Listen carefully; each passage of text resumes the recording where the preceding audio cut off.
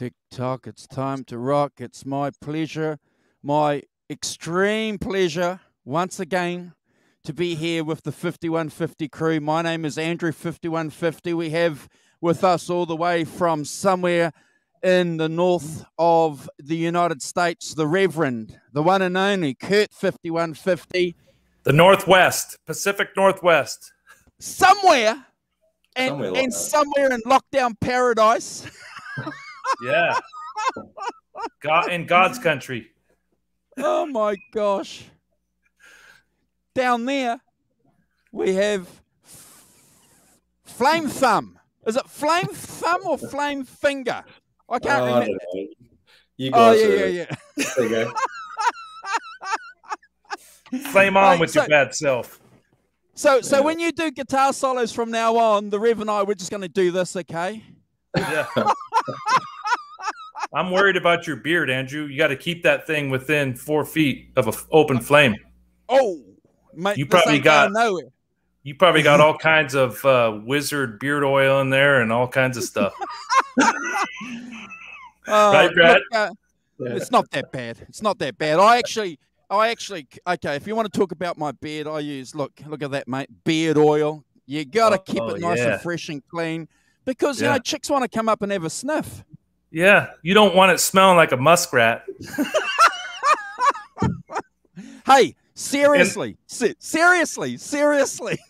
You don't want it smelling like a muskrat on the shores of the lake that Brad was just at yesterday meditating. Oh, my gosh. Look, it's good to see you guys, as usual. It's good to see you guys. It's been a long time, 2 weeks since we've had the 5150 show. We've done a lot of work, guys. We've got some cats in the chat. The Rev's going to go through them.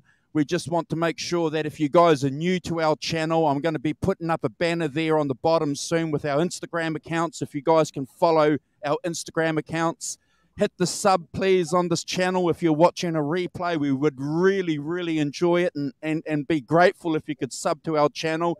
The Rev and Brad are working on some great guests coming up. This show's never a skip. Hashtag never a skip and hashtag never a scoop. We're out there. We're doing the best that we can. We're doing the best that we can. We're just organic fans, and we've got a couple of cool cats coming up for some cool shows. So I'm just going to hold on, guys, hold on. Our guest hasn't found any brown M&Ms. He hasn't found any brown M&Ms, so he's going to come on. So yeah, so tell the little people, the little bodyguards with the chaps to let it go ahead and let him in. Okay, all right, all right. Here he is, the one and only. Hey, everybody. Hey, Kurt. Hey, Andrew. Hey, Brad. What's up, Simon? See you, brother. It's nice to have a fellow Melburnian in the on the show for a change, mate. That's right. Just one at a time, and we'll slowly take over. You know. Yeah, that's it. That's it. Yeah. Can I be honorary? Can I be an honorary Melbourne? Yeah. I'm the first one out of here. I know that. I'm on the chopping block. Okay, you can be an honorary Melburnian. That's fine, mate. Yeah. I'm telling you, I'm this close from moving down. As soon as you guys are out of lockdown, I might pack my bags and hop on a plane. You can come over here, bro. That's all very well. You got to get back. One-way ticket, right? It'll be a one-way ticket for a while. Yeah, that's right. Yeah. So, Andrew, I'm going to say hello to some folks in the chat. We actually have quite a few on tonight already. coming all the way from Little River, South Carolina, we have the one and only Jay Hannon, J7/8. What's up, Jay? Thanks for joining. Hey, Jay. We also have Christopher Live Sawa. What's up, Chris? Wow. We have our honorary artiste, marketing guru, Cobra Kai Platoon. What's up, Cobra Kai? We also have Crappy Luxury. And we have a staple in the chat every week. We got Ellen. We also have Grant Fisher. John ZD 351. So I don't know if that's 351 Cleveland, like the small block Chevy motor. No, I think John's another Melbourne boy. Maybe it's Ford. Yeah. He's Melbourne. Yeah. Taking over, man. And let's keep it on the Johns. We have the one and only Johnny Bean, daddy of them all. Ah. What's up, Johnny? Right behind Johnny, we have Keith Campbell, who we all know is a huge Van Halen nut. So what's up, Keith? We have Mikey Mojo, my buddy from the East Coast. What's up, Mikey? We also have Nelson Rodriguez, and we have a special guest here who is a organic luthier in Los Angeles, California. His name is not Neil and Bob, but it's Neil Daly. What's up, Neil? Hey, Neil. I'm sure we'll talk about Neil here in a little bit as we get talking to Simon. We also have another staple in the chat, a family member, Nelson Rodriguez. Thank you, Nelson. Hey, Nelson. Shane O'Toole or O'Toole. And then just south of me by a couple 100 miles, we have Teresa all the way from Brazil. Hey, Teresa. I think that's about it. Oh, we got Georgina Picton is on here as well. So if I've missed you, welcome. Andrew, pretty good stack of people already. So awesome. I'm excited. Awesome. 32 people watching. We really appreciate it. This is a big show for the 5150 guys. You know, we look forward to every show, but Simon, as Brad's going to discuss with you, is a legend. So I look forward to basically kicking back and listening to what you guys have to say. Take it away, Brad. Yeah, well, first up, shouts out to Woz from Tone Revival Engineering. He's in the chat. He's, right. Yeah, he's in there. So how are you, Woz? Anyone in Melbourne or in Australia that wants any amp work done, he's the man. Yeah, Woz does all my amps and Brad's as well. So get some singing and humming along.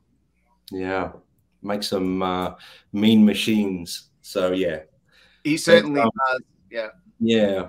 And that was one of the things I was going to mention, you know, in this chat. Moz will mention it now.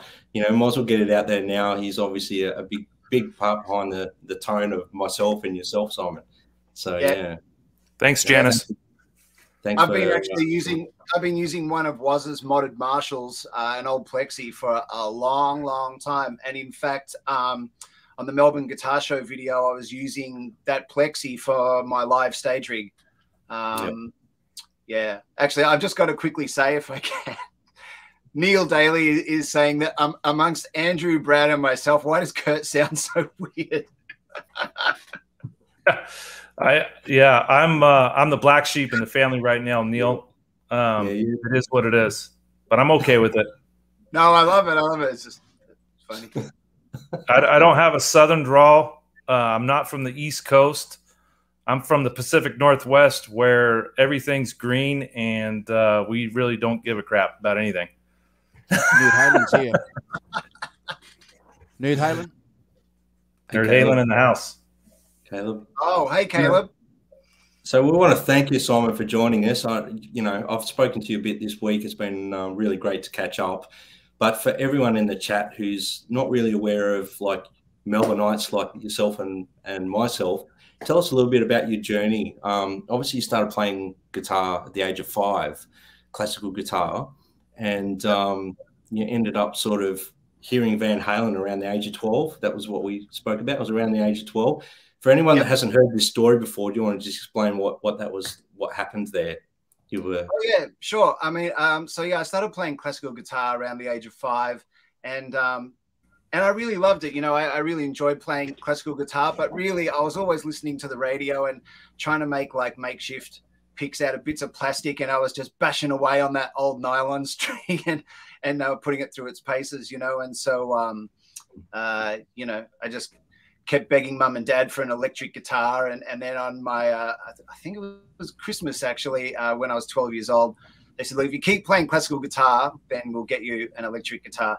And I think that they probably regretted doing that the minute that they handed it to me, because the classical guitar got put down, and the rest is history. But I was really fortunate. I had a really great guitar teacher, whose name was Ron Longmore, who teaches in Melbourne, and what he would do is any other students of his that would give him like sort of compilation cassettes and stuff, he would pass them on to me and say, hey, you really should check out whoever this new guitarist is.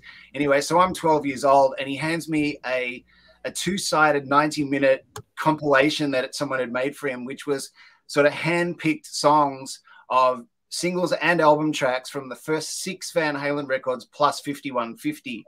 And as you can imagine, I just heard that and went, what the hell is that? And your mind opened up. It was, and I'm sure that all of us, every time I talk to someone, that moment is always the same moment for everybody. And it was just like, okay, that's what I want to do. Like, I already like guitar a lot. But when I heard that, that was like, okay, it's over now. That's what I want to do. That I want to get that feeling, or try to get that feeling. And you know, the rest is kind of history from there. You know, played in cover bands and stuff through high school, like a lot of people do. And yeah, and then as soon as I finished high school, just started running around, jumping on tours with people. So Simon, you were what, 12 when he introduced you to Van Halen, right? Yep. Yeah. Okay. And what era was that? Like, oh, so that was that compilation cassette, right? So it was a combination of all the David Lee Roth stuff plus 5150. Okay. All right. All right. Perfect. So the interesting thing is, especially like listening to people that were just slightly older than me and were already big Van Halen fans in the David Lee Roth era, and then they kind of had to get used to this new singer thing, you know. But for me, I was really lucky because that 5150 album, some of the handpicked tracks from that were interspersed amongst all this Roth era stuff. And because that was before YouTube and all this social media like we know now, I didn't have any picture of it. I just thought it was the same singer. So I was like, oh, that track's cool. You know, sounds a bit different, but that's cool as well. And so by the time that I actually got older and was watching like Live Without a Net and started digging back through books and you know, Guitar World magazines and stuff, and realizing, oh, right, it's like completely almost two different bands in a way, you know, in terms of style and sound. It was already too late. I sort of really saw it as one thing. So I think I was lucky because my brain never entered that fight of like which era is better and which singer is better, you know. Very, very similar to me. Really? You know, I had 7 years old watching Jump, Panama, Hot for Teacher, you know, at my grandma's house because she had cable. We couldn't afford it at my house. So I remember those music videos. And then 5150 was my first album that I got. And then my second one was Van Halen 1 and Van Halen 2. So I thought it was the same. So it was intermixed as well. And still to this day, I consider it one band. I don't, I mean, I lean probably a little bit towards more than the other, but they're still one band, you know, to me. Yeah. See, the thing for me was only about 12 months later than I got the mixtape is I saw Live Without a Net. And so really visually, that was my first impression of Van Halen, but also that was the first thing that gave me a sense of the live energy of that band, you know, and the electricity that comes off the stage. And so really, in a way, I kind of absorbed myself way more in that video for a long time. And then, you know, so really, I think what I'm trying to say is that I think I got the live energy vibe from the Sammy era stuff. But really, probably if it came to like, if I had to choose, I mean, no one ever really wants to be asked that question. But I think the things that are closer to my heart, just in terms of how many albums I love, would be the first 6, you know. I just think there's a cheekiness to them. there's an irreverence to, you know, Roth and his lyrics and all that stuff. And it, you know, I think it's kind of a victim of the era too. Like mid-80s, rock music was completely different, and it was kind of way glossier and more produced and more mutt-laying and more corporatized. So of course, those subsequent Van Halen records, you know, people always say, oh, when Sammy joined, it kind of got homogenized or something like that. But I don't think it had anything to do with Sammy necessarily. I think if Sammy had joined in 1977, we would have seen a very, very different thing, you know. I think it was an artifact of the fact that he joined in the mid 80s, and you know, had it been backwards and Sammy was the original singer, and Roth joined in the mid 80s, who knows what that would have been like, you know? Maybe it would have been similar. Maybe those records, you know, 5150, OU812, and onwards from there would have sounded actually kind of similar because they would have moved into the 5150 studio. So it's all, you know, I mean, it's all fascinating to talk about. We'll never know, of course. Yeah, that's an interesting way to look at it too, backwards, as if, you know, David Lee Roth was to come in after Sammy, what they would have sounded like. So, yeah, like if Sammy had have done all those backyard school parties and stuff with them, like way back in the day, and come up with them like that, it could have completely changed the conversation on, like, you know, who do we like more, the David Lee Roth era or the Sammy era? It might have been flipped. Who knows? You know? Yeah. Well, you know, it's an interesting thing that we're talking about that, and that obviously segues into you doing the 40th anniversary a year later at the Melbourne Guitar Festival for Van Halen 1. And a lot of people in the chat here are familiar with obviously watching that video on YouTube on your channel and your version of Eruption and stuff like that. So, you know, it's a good opportunity to talk a little bit about that if you don't mind. Oh, so with your guitar, like the story behind your guitar, I know a little bit about it, and so does Andrew and Kurt. But do you mean the one I used on that show? on the show, yeah. That guitar is yeah, we did chat about this already. That guitar is just an off-the-shelf Fender Strat Player Series. They've got a line called the Player Series, which is sort of it's not completely entry level, but it's pretty budget. Like I think that you know, in Australia they're like maybe retail is $1,200. I think in the States they're probably about $900. I'm not sure, something like that, like maybe $800 or $900 US. But they're really great value for money. You know, it's got the Floyd, it's got the humbucker, and it's sort of ready to go. And it, you know, straight off the wall, it played pretty nice. You know, some guitars play like dogs until you take them to get set up. You know, whereas this was nice straight away, and it was really a symptom of the fact that we had to throw together the 40th anniversary reasonably quickly. We of course wanted to do it in 2018, which was the actual 40th anniversary of the first record, but we just lining up the members of the band and the Melbourne Guitar Show, just unfortunately it didn't happen that year.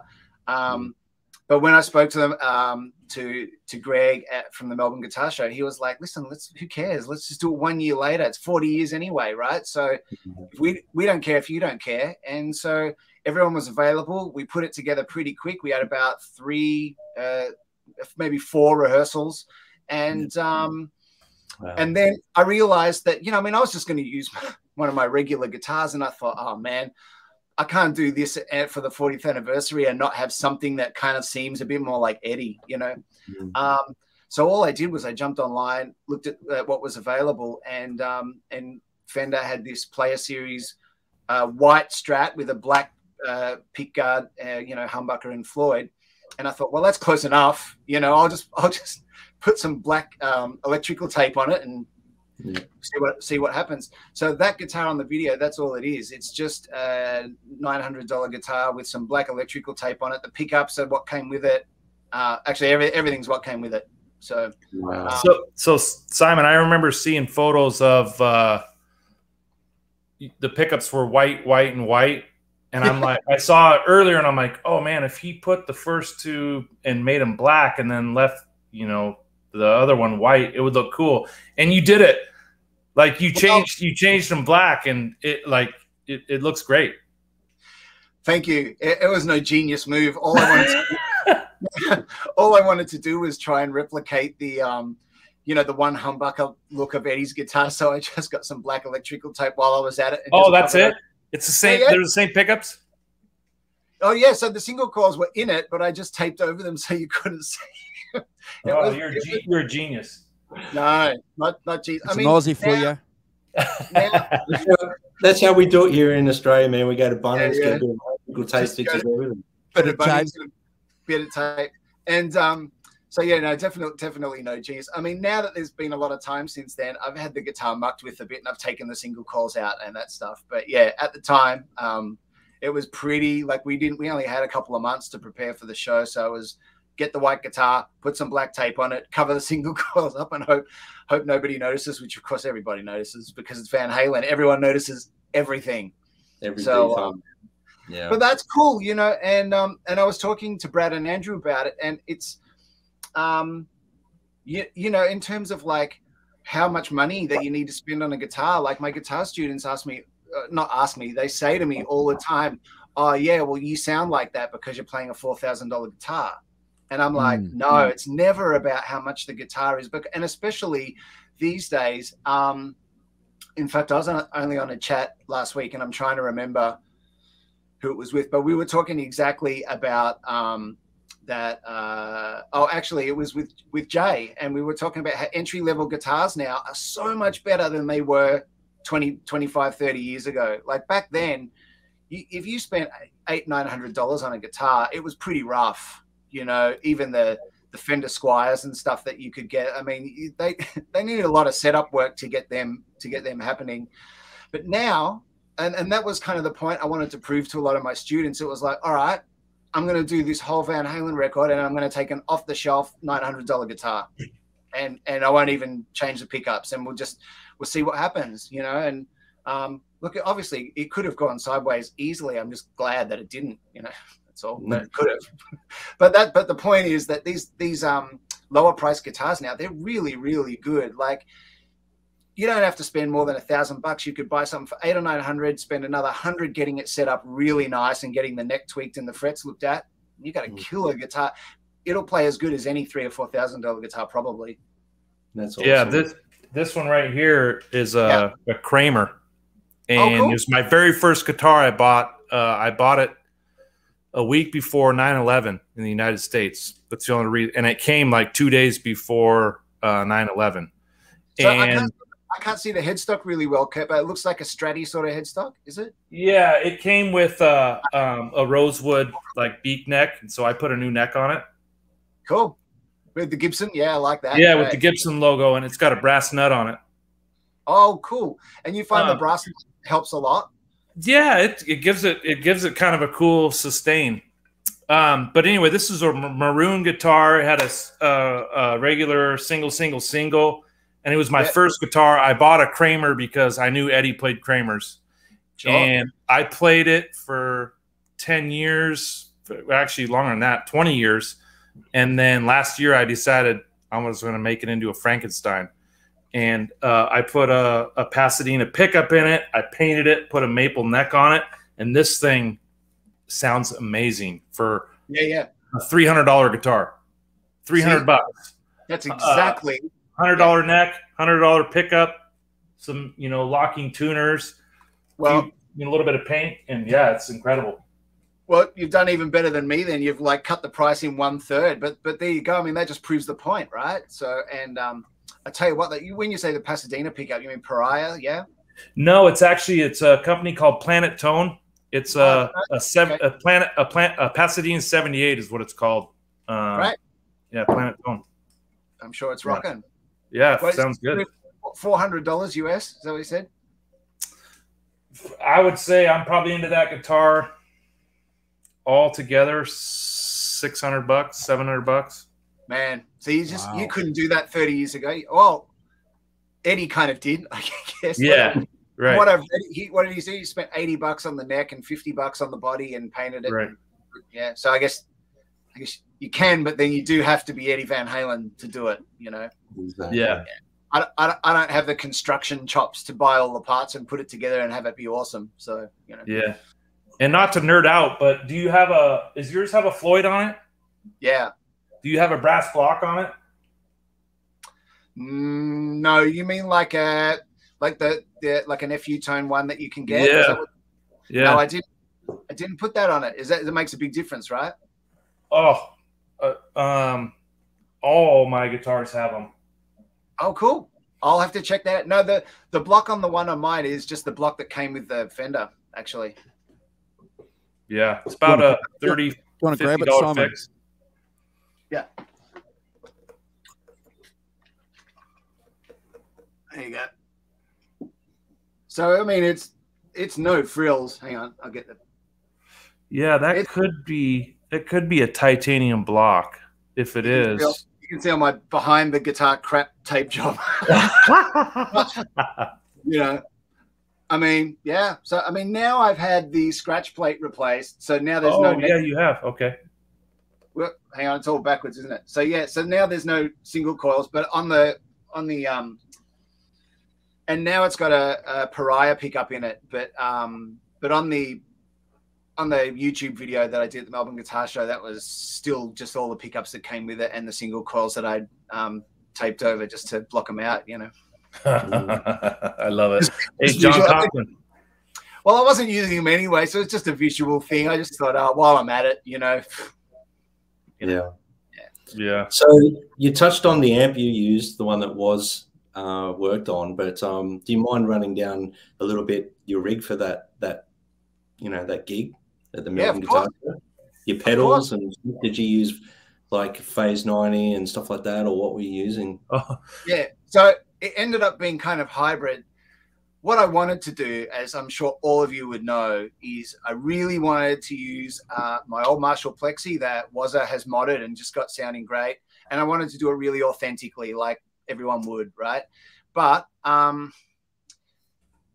it's just one of those things, you know, with a 3-day expo show, there's like 4 bands on that day, and I just thought, I can see how this is going to go. I'm going to turn up with this big kind of ridiculous rig, and that requires like a 30-minute sound check to get everything right, and like running the amp dimed, and then with, you know, a power attenuator. And I just thought it's going to be, the Melbourne Guitar Show is held in basically an office building at a race course, Caulfield race course. And so, you know, it's got like low ceilings with those, what do you call them? Those perforated like office building tiles, you know, with the holes all in them. Yeah. And I just thought, and I just thought, even with an attenuator, this thing's just going to blow people's heads off. And plus, I was worried about the almost no sound check time, which, as it turned out, was very, very lucky that I thought of that, because the PA blew up before we went on and there was 0 sound check. So I had a Kemper, and I had some of the Top Jimmy profiles, which if anyone's got a Kemper and they don't have those, they are the most awesome sounding vintage Vanhalen profiles. I think Jay Hannon, if he's still in the chat, he has a Kemper. Oh, great. Well, Jay, I'm sure you have checked them out, but if you haven't, man, they are so awesome. In fact, I've been chatting with Top Jimmy, and he has just made a bunch of Racer X profiles from Paul Gilbert's actual 50-watt Marshall that he has, the one that he used back in 1985 on those gigs. I actually don't know if I should say that, because he just sent me a private link to him. But anyway, I'm sure that'll come out. We'll edit it out. Oh, good. Yeah, we'll edit it out. Yeah. And I'm sure he's happy for me to mention it. But yeah, but those profiles, like a lot of people say, oh, what profiles did you use? So they're the ones, they're from Top Jimmy, and they're just called the Brown Sound Pack. And the second question that I get is, okay, but what did you do with those profiles? And the answer is like nothing. Like I might have changed the EQ like a little bit, like added a bit more treble or taken a bit of bass out just to match the guitar, you know, but that's it. I didn't really muck with them. I think for the eruption patch, I just added like way heaps more reverb, because you have to, you know, but that's it. Otherwise they're straight out. But anyway, so to answer your question, I decided to take the Kemper, even though I would have preferred to dime the Plexi, but I just knew it wasn't going to be the right gig for that. And with no sound check, it turned out to be just sort of a fated decision, you know, because, and I just got lucky with it because I knew then that my Kemper was going to sound, even if it sounded crap in the monitors and everything else, because we had no sound check, I knew at least it would sound the way it did in my studio at the front of house, at least, you know. And so I used the Kemper to run direct to the front of house. And then I split the dry signal out of the Kemper into the power amp just of my Plexi and into my vintage quad. So on stage, at least I had some speakers moving and not just, you know, 112 in a fallback wedge. So if that makes sense to everyone. So really front of house was probably using a combination of the two. But actually on the video, believe it or not, there is no stage cab in that mix. That is only direct Kemper. Yeah. So yeah. Well, that's credit. That's got nothing to do with me. That's just credit to Top Jimmy making those profiles because he used the Variac, he used the greenbacks, he did everything in every stage to make those profiles so authentic that's why, like, you know, that sound on that video is just direct straight out of the Kemper into my Pro Tools. Wow. Yeah, well, it's 50-50 in my eyes. It's, you know, the equipment and then your fingers and hands. So I appreciate it, but Top Jimmy gives you a pretty good starting point. You know, the combination of the two, it sounds incredible. And we've talked prior to this show, and the tone is really close. And there's only a couple people I know that can get that close, and you know, you're one of them. So thanks, awesome. Kurt. Yeah. Look, obviously, it's lovely to hear. But I mean, it was one of those things where I knew straight away as soon as I downloaded those profiles and plugged in and cranked them up in my studio. I was like, oh, okay. There's you know, that power amp distortion that Eddie gets from the transformer and the power tubes when it's dimed. There's very few. Look, in an ideal world, I wouldn't use the virtual modeling stuff for live. I would prefer to go through the rigmarole and carrying all the gear and loading the car up with 3 quad boxes and doing all. No, I would. To me, that's part of the magic of it, you know. I actually remember hearing Dan on that pedal show talking about exactly the same thing. He's like, sure, can you go to the gig with, like, you know, one kilo of stuff and have it sound like pretty good? And the answer is these days, yes. But why? Like, that whole thing of like dragging gear up fire escapes and stuff and picking it down at one of the, but when it means that you've got like that air moving behind your legs and you can feel your jeans flapping, that to me is just, I don't know, maybe that's because we all grew up in the same era. I'd actually have no idea what you know, what an 18-year-old would think about all that now. They might just go, oh man, how come you guys used to carry all that stuff? But I always think of Eddie talking about the 2 people in the front row with their Mai Tais, and like they were just shaking their glasses. Yeah, that's exactly the thing. I mean, and you know, I mean, my first experience is going to massive concerts or even being at a local Melbourne club gig, but like right up the front, where it's like speakers just hitting you in the face. Like that's, I don't know. I just hope that thing doesn't disappear, but I don't think it will because the more people that talk about modelers, and look, the technology is so freaking awesome. And as we're talking about that, the Melbourne Guitar Show, obviously on stage I had a quad as well, but the video that you guys have heard is just Kemper, no speakers. So obviously the technology is pretty good, but it doesn't substitute for that, you know, when a really good rock band comes on stage and you're at the front row and it just smacks you in the face. That's so exciting for me. And I don't think that'll ever go away. And I think no matter where the technology takes guitar amps, you know, the teenagers will always want to be up the front getting smacked in the face because that's what rock and roll is, you know? Yeah. Yeah. Look at Brad behind him.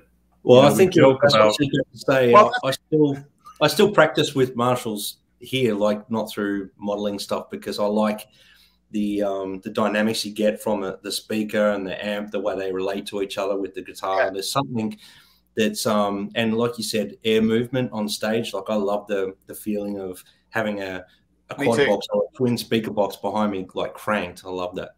But I have to say, I was privileged to be in the crowd at that gig, Simon, and I have to say, you were there, yeah. I was there, and I have to say the guitar tone sounded great, and I fully understand because I was in the room.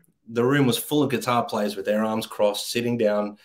It must have been overwhelming. You know, I know you're an accomplished musician. You're amazing, but that overwhelming sort of feeling must have come over you a little bit to get up there. And I know you went out there and had fun, but no sound check. PA went down. You know, you have to use what you were using there because of the volume. I think if you had used a dimed Marshall or Plexi, you probably would have deafened everyone in that room, because everyone was sitting down. It was like you know, a weird vibe. It must have been really strange for you, is what I'm getting at. It's actually a lot of the comments that I've seen on the YouTube video are people, they don't even comment on the music. They're just going, "Oh man, what's with the crowd? Well, you know, what gives with that?" But the truth is, that's just the nature of those expo kind of gigs. I mean, people sit down and it's their, you know, we all know it around the world. It's the folded arm brigade. You know, it's that. It's like, you know, and that's okay. I mean, I knew that going into it. I knew that doing the show was going to be the folded arm brigade. And especially when you advertise it as we're going to play the Van Halen 1 record, there's going to get double the folded arm brigade. So, and we did, but that's okay, because I walked on the stage, you know, the four of us had a couple of, maybe more than a couple of nips of whiskey before we went on. And we just said, you know what, this is like, did you ever think when you were a teenager that you would be playing a whole Van Halen record in front of people? And the answer, of course, is no. So we just went, stuff it. We're just going to have fun. And that's why, like, hopefully that's what comes across. I mean, you can see me and Dave, the singer, just goofing off. And him coming up to me and holding the mic up to my guitar strings, which is funny because people always comment that, "Hey, doesn't your singer know the sound doesn't come out of the guitar?" It's like, yeah, he knows.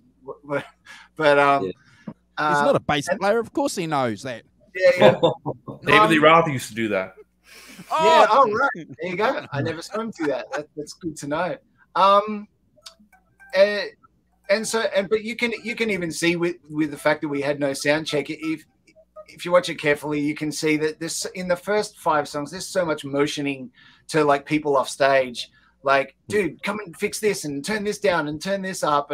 But in a way, if I could go back and do it again, I wouldn't do it with a sound check, because whatever happened in the air that day, the fact that we went on stage feeling nervous and unprepared, I think added to the kind of nervous energy that makes it look like we had fun.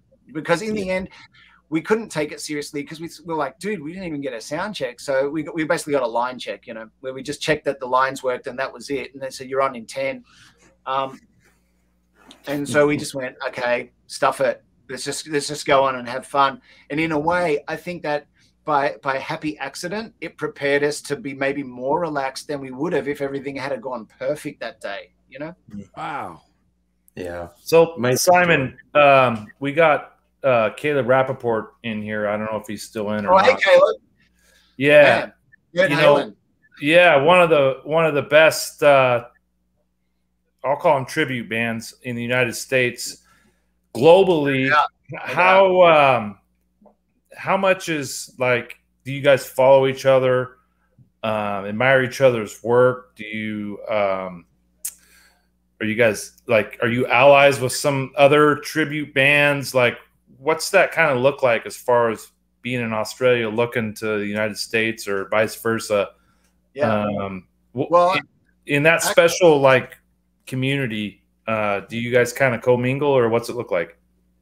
No, actually, it was through watching your show, and then, you know, sort of following the breadcrumbs like Hansel and Gretel. Like, so it's your show, and then you would talk about somebody else's show, and I'll go, oh, okay, I'll check that out too. So then I'd watch that, and then they would talk about a third person's show.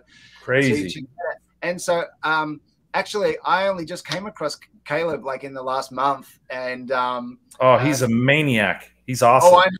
Well, I've seen now. See, I didn't see before, but now I know. And yeah, and I'm so pleased that Caleb and the rest of the guys in the band, there's like now things opening up for shows in LA, right? Yeah. With COVID and everything that's going on. And so I know that Nerd Halen did their first gig in a while. And of course, seen some of the stuff online, and it sounds awesome and it looks awesome. And all I can say is I wish I was there in the room because it looks like so much fun. Well, he runs a raw EVH head, and he does a power soak. If you get some spare time, go to his YouTube page, and he does a rig rundown of his setup. Yeah. Right. I waved the Nerd Halen flag for sure, but well, I can see why, because I've got, from my touring and stuff over the years, I've developed some really good friends in LA, which I'm always really grateful for. And I used to tour with Men at Work back in the 90s. Yeah. And have stayed great friends with Colin Hay, who I don't know if you know, but he's lived in Topanga for the longest time. And actually since the 80s, pretty much since when Men at Work finished, he's lived in Topanga. And so through him and through other people, oh yeah, Andrew's flashing up. So that was a live record we did in Brazil in, I think, 1996. Live in Brazil, which was heaps of fun. We did you guys in the States would know, we did 5 weeks only in Brazil. So you can imagine that was just horrendous. Absolutely horrendous. Wow. Not. But yeah. No, definitely not, in case someone doesn't get the sarcasm. Yeah, so I could be a fly on the wall.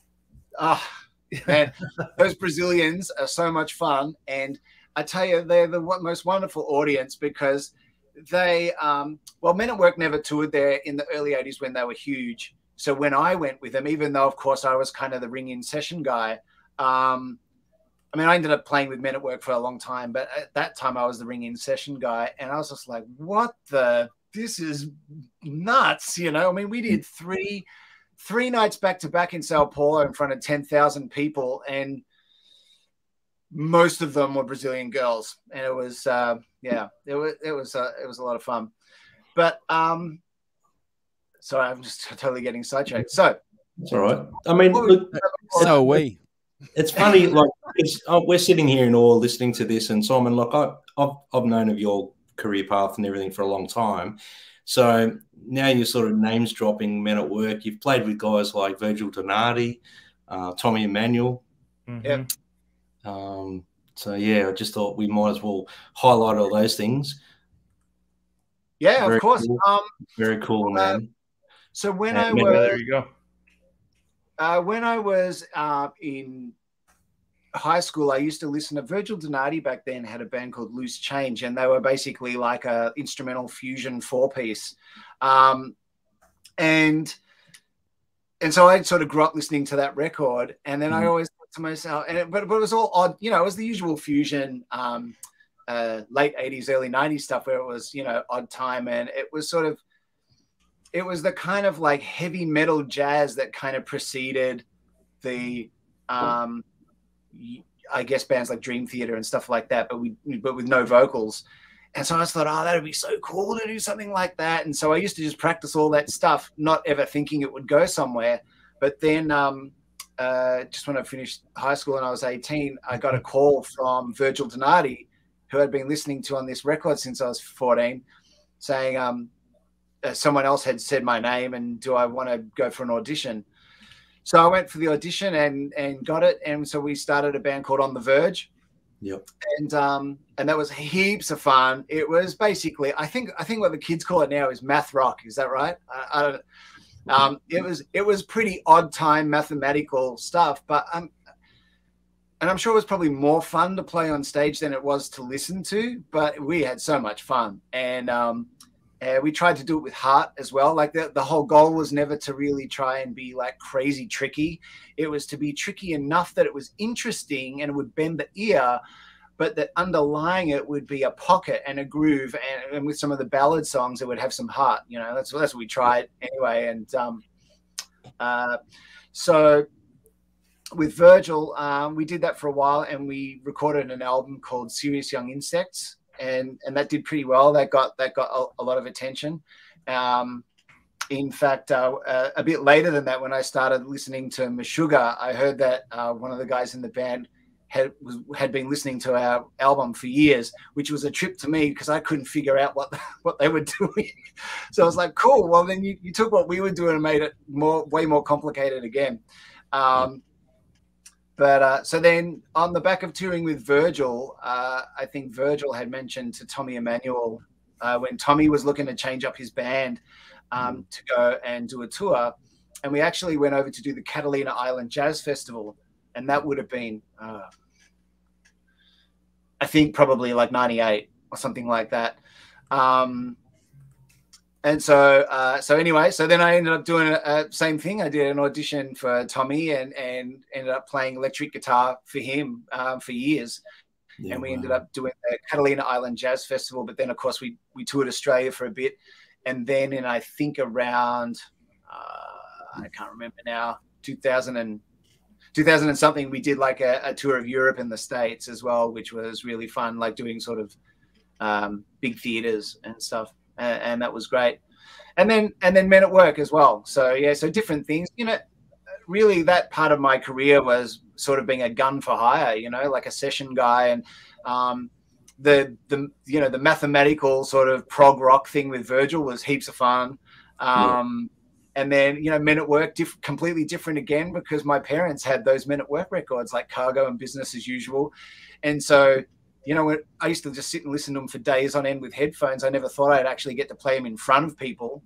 And so that was a blast. And of course, playing with Tommy as well. So, yeah. And then from there, just, you know, you do what you do as a session guitarist and you tour with different artists.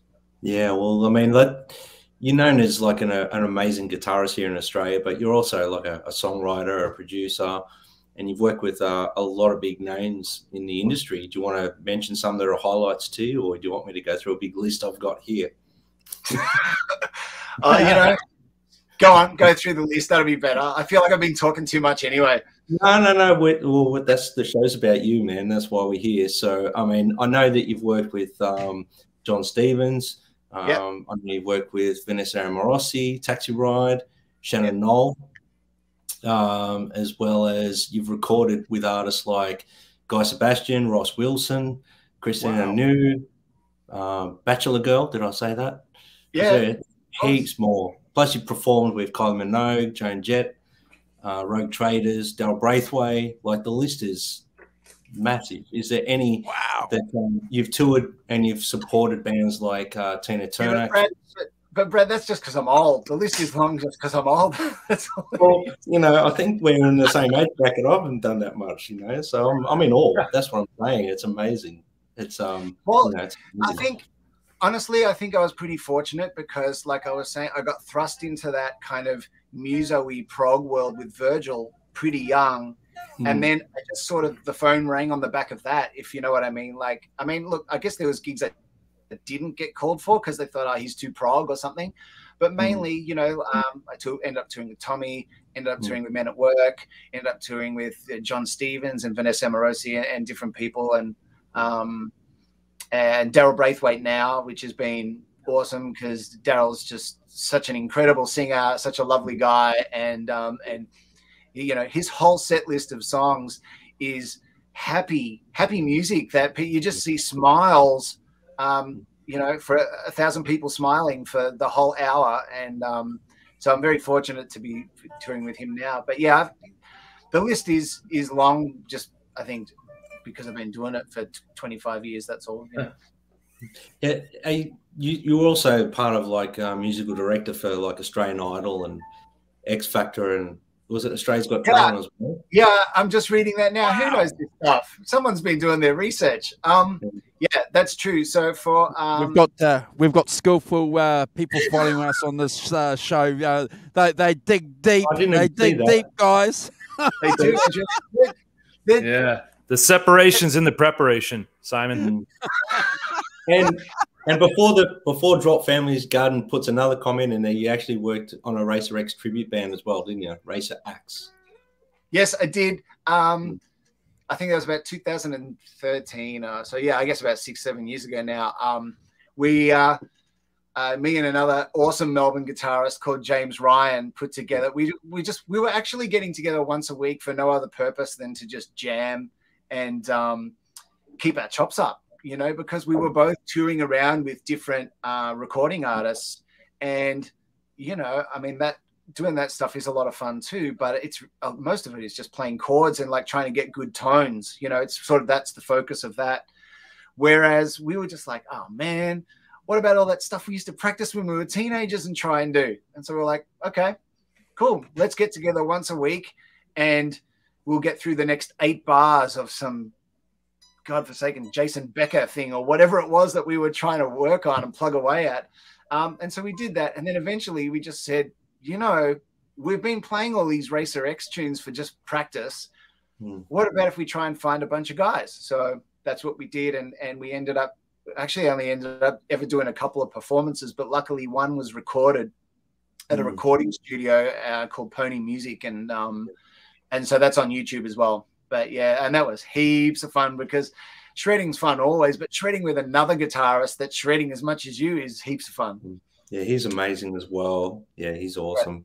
James Ryan is great. Yeah, he's awesome. Yeah, where, you know, there's a wealth of amazing guitar players here in Australia. I feel pretty blessed at times that I know these people like yourself. I've met you now, and it's great. You know, hopefully we continue to stay friends and catch up. Which brings me to another thing. You've got some. You're one of them, Brad. Don't just keep passing through that. Well, I was just going to say, what do you mean? Hopefully we stay friends. What are you about to do? He's very humble. I mean, you saw the comment from Caleb. After today, you want to stay friends because I'm drilling you for questions here. You know, so yeah, no, of course. But actually, what you were saying before, it's someone doing their homework. Yeah, it was really interesting being the associate musical director of a lot of those sort of vocal singing shows. Like I did X Factor for quite a long time, and then did Australia's Got Talent as well. And man, a look behind the curtain on what goes on with those shows is very fascinating for sure. Wow, I bet you can tell a few stories about that stuff. Well, one thing that I can for anyone that is thinking about getting it, or anyone that has done TV music, they'll know the schedule, the weekly schedule for a TV talent show has got nothing to do with how long it takes to put music together. And so that is just literally 3 months of almost no sleep per year. And that's why I don't do it anymore. It's just horrid. It's really horrid. It pays okay. Obviously you can put some money away and all of that stuff, but man, the work schedule, it honestly is like you're waking up at 6 in the morning and you're working till 3 in the morning and you're getting 3 hours sleep on the couch, and you do that every week for 3 months. It's horrendous. Yeah. Wow.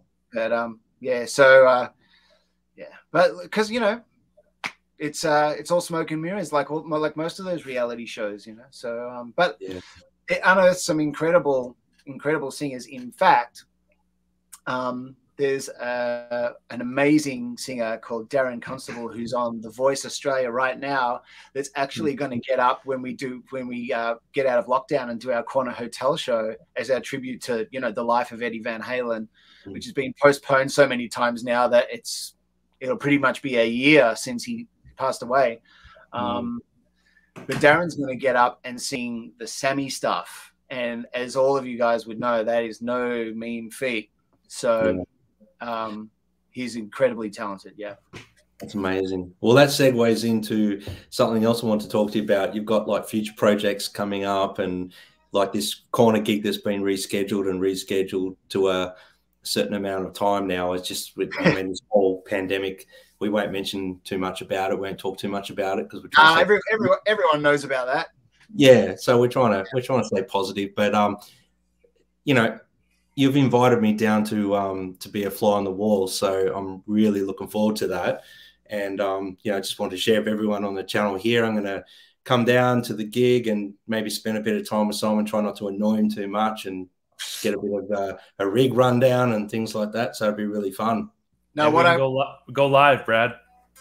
Yeah, 100%, Kurt. What I would love, I mean, if you guys want, and that would be really, really awesome for me as well, and heaps of fun, is Brad, I'd love to have you there as long as you want to be there for the day. So if that means that you even want to just be there while we're even loading in, great, no problem. Yeah, sound check. I can lift everything, man. I can help, man. It's fine. Well, that's really why I'm asking, because I've got like 3 cabinets. But anyway, no. So yeah, I've seen pictures of Brad at the gym. He can lift cabinets and. Well, I can just see from the rig over Brad's shoulders that for what I'm going to bring for this show is not going to be the Kemper, and I know Brad will be able to carry it because it's right behind him. So that's great. In fact, I may need to borrow a couple of those as well. That one there. That one there, man. That's the one. This one here. This cabinet here. The vintage cab.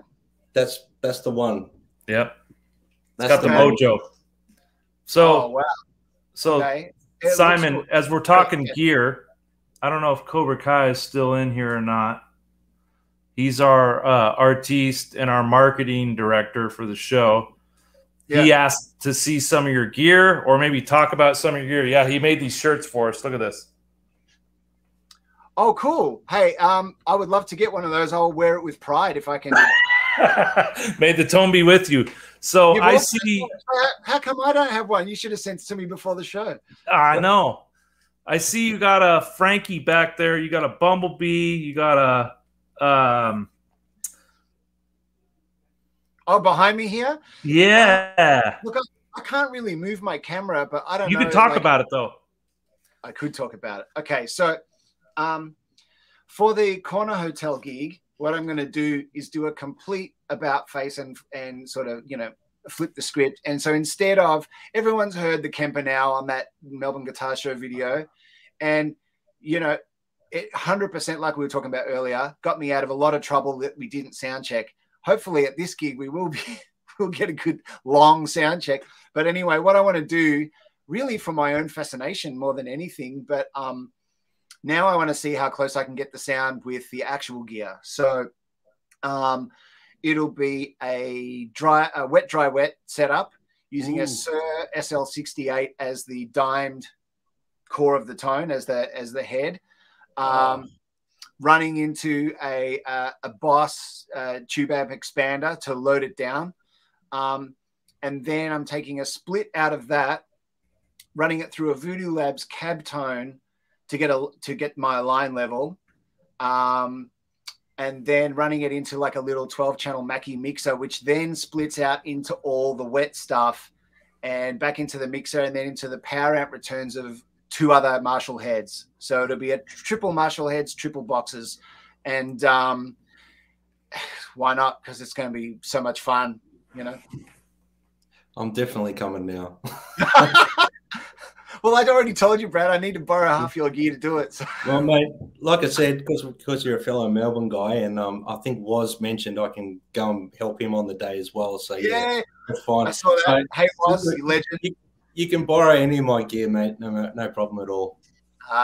It's all good. I think I'm going to have what I need, but look, it's going to be fun. Woz is obviously on board and he's helping out a lot. We've been chatting over the last few months, and he's actually working on my old Plexi, doing a second bunch of mods. So it's already had its first bunch of Woz mods years ago, and now it's having its second bunch of Tone Revival mods. And yeah, it's going to be fun. Look, it's going to be way more complicated, and there's way more chance of something going wrong, because instead of plugging into a Kemper and going straight into a PA, now I'm going to have like pedals on the floor, which could have bad patch leads and all of that stuff. Then I'm going to have a rack with my Eventide and Lexicon reverbs and delays, so it's totally old school. Some of those could turn off or go wrong because the Eventide's a really old 80s one. Oh, man. So much could go wrong. It'll be one of those things where if the sound stops, you don't know where to look. You go, oh, I've got like 800 different cables going different directions. But I just think it'll be fun. And I just think it'll be fun for everyone else at the gig too, to actually see a proper Eddie Van Halen style rig on the stage instead of a virtual modeling thing, Good point. Good point, mate. It's a great job. It's going to be amazing. Looking forward to it. So yeah, make sure you follow Simon on his socials. If you're following me or Kurt or Andrew on socials, we'll advertise the gig once the date's locked in. Has the date actually been locked in now or not? No, I've been in touch with the Corner Hotel, and it was meant to be Friday, August the 27th, but obviously with the Melbourne lockdowns, it's just not feasible now. And apart from anything else, even if the Corner could put the show on, it would be severely reduced numbers, probably only 100, which then is just too low for the amount of prep that's gone into the show. But of course, the other thing with the almost a month now of Melbourne lockdowns is we haven't even been able to rehearse like at all.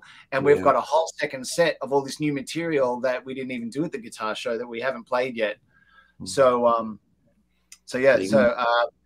we don't have a new date, but as soon as we get a new date and of course it's tricky because we've got a lot of guest singers coming up in our second set, which is the set where we do some Sammy stuff and do some different things.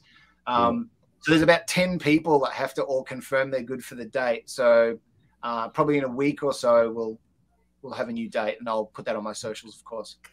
Yeah, you got a new guitar coming for that, right? Well, yes, Kurt, there is a new guitar coming for that. And that's something. No, it's fine. It's gonna have a brass. It's gonna have a brass block in it. I know that. Well, all I can say is I can't even begin to express how excited I am about this new guitar, and I am allowed to talk about it, which is really, really good. So this is. We talked earlier about how my first visual and energy experience of Van Halen was the Live Without a Net video. So really, that guitar, that 5150 Kramer that Eddie used in that is etched into my soul as like the guitar for the expression of joy, you know, for lack of a better way of putting it. And through a meeting, what's Kurt got there? Oh, don't, brother. Andrew's got one too. Yeah, Andrew's got one too. Well, then you're a very, very, very lucky man. That looks awesome. That looks killer. So, yeah, it's like it's the holy grail of everything beautiful and great. So, can I ask you, Kurt, about yours? Is where did you get that one? So this is a K&E body. Yep. Got it bare wood, and then Warmouth neck. Yep. I painted it, put it together myself. You did a great job. It looks really great. Thank you. It's got a JB humbucker in it, and then Floyd Rose Special. And this bad boy was set up by Tom Weber, Eddie's guitar tech. When was that, Andrew? About a month ago now. Couple of months, yeah. Couple months. He set up the intonation, the action, restrung it. Yeah, it's this is my baby. Oh man, I'm gonna have to look into that. Well, because so we should backtrack a bit, right? So the guitar that I'm getting was an incredible and gracious offer from the wonderful Neil Daly, who builds incredible guitars. And if anyone doesn't know yet of Neil Daly's work, check out his Neil Daly's Customs. That's right, isn't it? Neil Daly Customs. Yep. Facebook. And you will see some of the most gorgeous Van Halen replicas amongst other stuff. So anyway, Neil and I had been talking, and again, through really just me coming across this show, you know, and other shows, and Halenville, Fruitcake Tony, that's exactly right. And so Neil and I got talking, and I actually got to do a big shout out to Bent Tom as well, if he sees this at any point, because Tom has been instrumental in kind of stopping the conversation, I've noticed, to kind of say, oh, hey, you should check out this video in Melbourne, Australia, kind of blah, blah, blah. So thanks, Bent Tom. But anyway, so Neil and I got chatting, and he said, listen, I'd like to put something together for your show at the Corner Hotel for your, celebration of the life of Eddie Van Halen. And he said, well, what do you want? And I said, well, look, the black and white one's just a fender off the wall with some tape on it, but it's fine. It's doing the job, And I got a couple other things. And I said, look, the guitar that's been stuck in my subconscious since I was 12 years old is the one from Live Without a Net. Like, that's, for me, anything else was going backwards in time to kind of retroactively sort of investigate it. But that guitar is, and he said, done, no problem. He goes, let's get that guitar made for the Melbourne guitar, not the Melbourne, for the Corner Hotel. And I was like, no way, really? And so this, keep in mind, this was when it was supposed to be happening in 2 weeks from now. So Neil's been a busy lad. But anyway, I've seen a couple of in-progress photos and things, and all I can say is I have too. It looks good. It's going to be beautiful. And I was going to get him to send it to me in bits because it might be like easier for postage and stuff like that, you know, to have the neck off it, and then I'll have my guy here in Melbourne set it up. But actually, I'm starting to think it might be worth looking at some other avenues for having it set up. But anyway. Yeah, and the relic job looks awesome, and I did the same thing on mine, you know. Yeah, God, this guitar, just the shape of it is and Caleb has the same body as I do on his chrome one, but man, I just feeling this thing is incredible. And Andrew has one as well. He has, I think he has an EVH, but the neck, the thickness of the body, this thing rings out incredibly. Just having it on my walls, like, I mean, I don't want to be sacrilegious here, but I almost feel like I have a statue of Jesus in my office. It's just like incredible. I understand that completely, Kurt. I totally understand that. It's and especially now that he's gone, like much sooner than I think any of us really thought. I mean, I guess it was something that we just didn't even think about at all, to be honest. But I finished this 8 days after he passed, and I ordered all the parts like a week before he passed. And Andrew, you were following me. I built it in like 2 weeks. Wow. From start to finish, yeah. It looks gorgeous. The relicing looks perfect. It looks pretty much like the video, which is actually what I ended up asking Neil to do for me, because he offered me a couple of options. He said, okay, how relic do you want it? Like, do you want me to go to town like it would look like now? Or do you want it like so it's newer look? And I said, actually, I'm sorry to be boring, but I just want it to look like Live Without a Net. Yeah, so, mine's in between OU812 and Live Without a Net, kind of that era. Awesome. It looks beautiful. It looks absolutely beautiful, and I understand that it's like a statue on the wall almost, you know. Whew. Yeah, it's something else. I don't know. Yep. Yeah, Kurt, you did an amazing job on that. And the bumblebee too. The bumblebee, you did an amazing job. That's my favorite, Kurt, the one that you put together. Yeah. The bumble. Hey, I'd like to do a quick shout out to someone here in Sydney, Tanti, who's in on the chat, who was at the Melbourne Guitar Show as well. Yeah, awesome. Oh, look at that guy. Yeah. If Tanti's here and wants to say hi, we'll throw him up on the screen. I missed him. Sorry. Sorry, Simon. Her, actually. Oh, her. Yeah. Sorry. No, that's okay. Oh, that looks great, Kurt. Oh, sorry, Brad. Sorry, bro.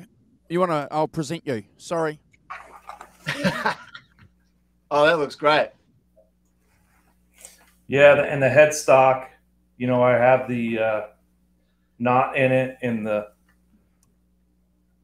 red paint. These are stainless steel frets. This is another K&E body. It's ash. This is another. I just finished this a couple weeks ago, but it's kind of got a hybrid Floyd on it. It's a bronze finish because I think he had a gold one and he had so it's kind of a mix between the two. And I actually ended up putting a DiMarzio tone zone in here instead of, I had a few other options, but everything was on back order and I didn't want to wait. So that's a DiMarzio.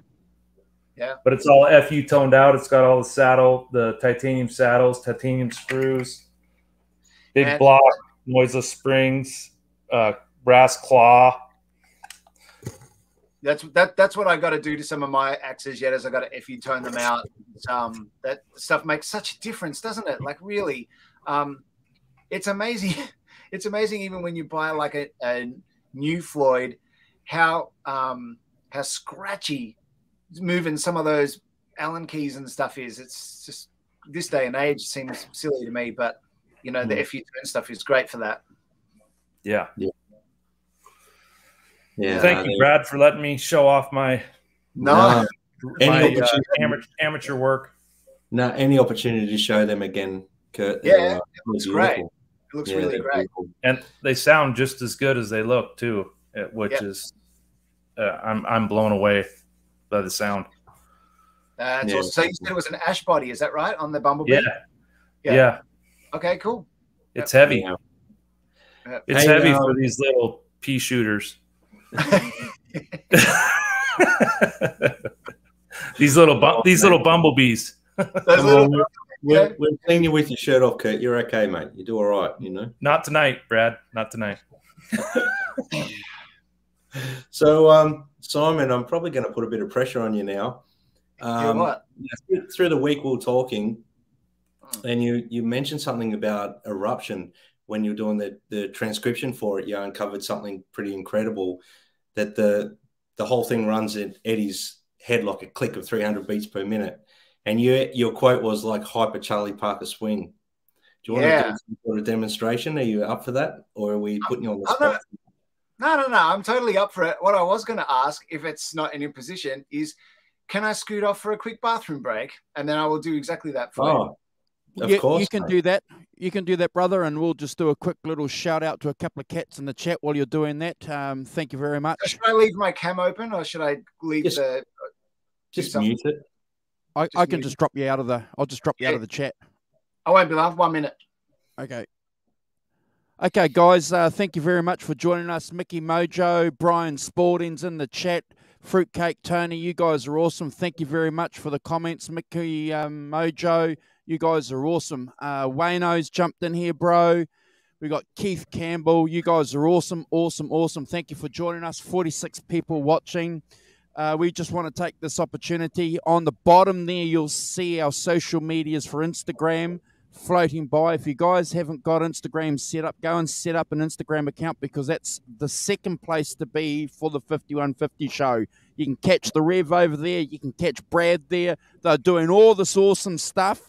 The Rev especially is doing some Vanhalen stuff. You're going to get Vanhalen overload from the Rev. And Brad will take you for nature walks. Brad's doing all this other stuff that's just like peaceful, meditative, and gentle, but then he'll throw in some aggression. So check us out over there. Subscribe to our channel. We really want to get to 1,000 subscribers.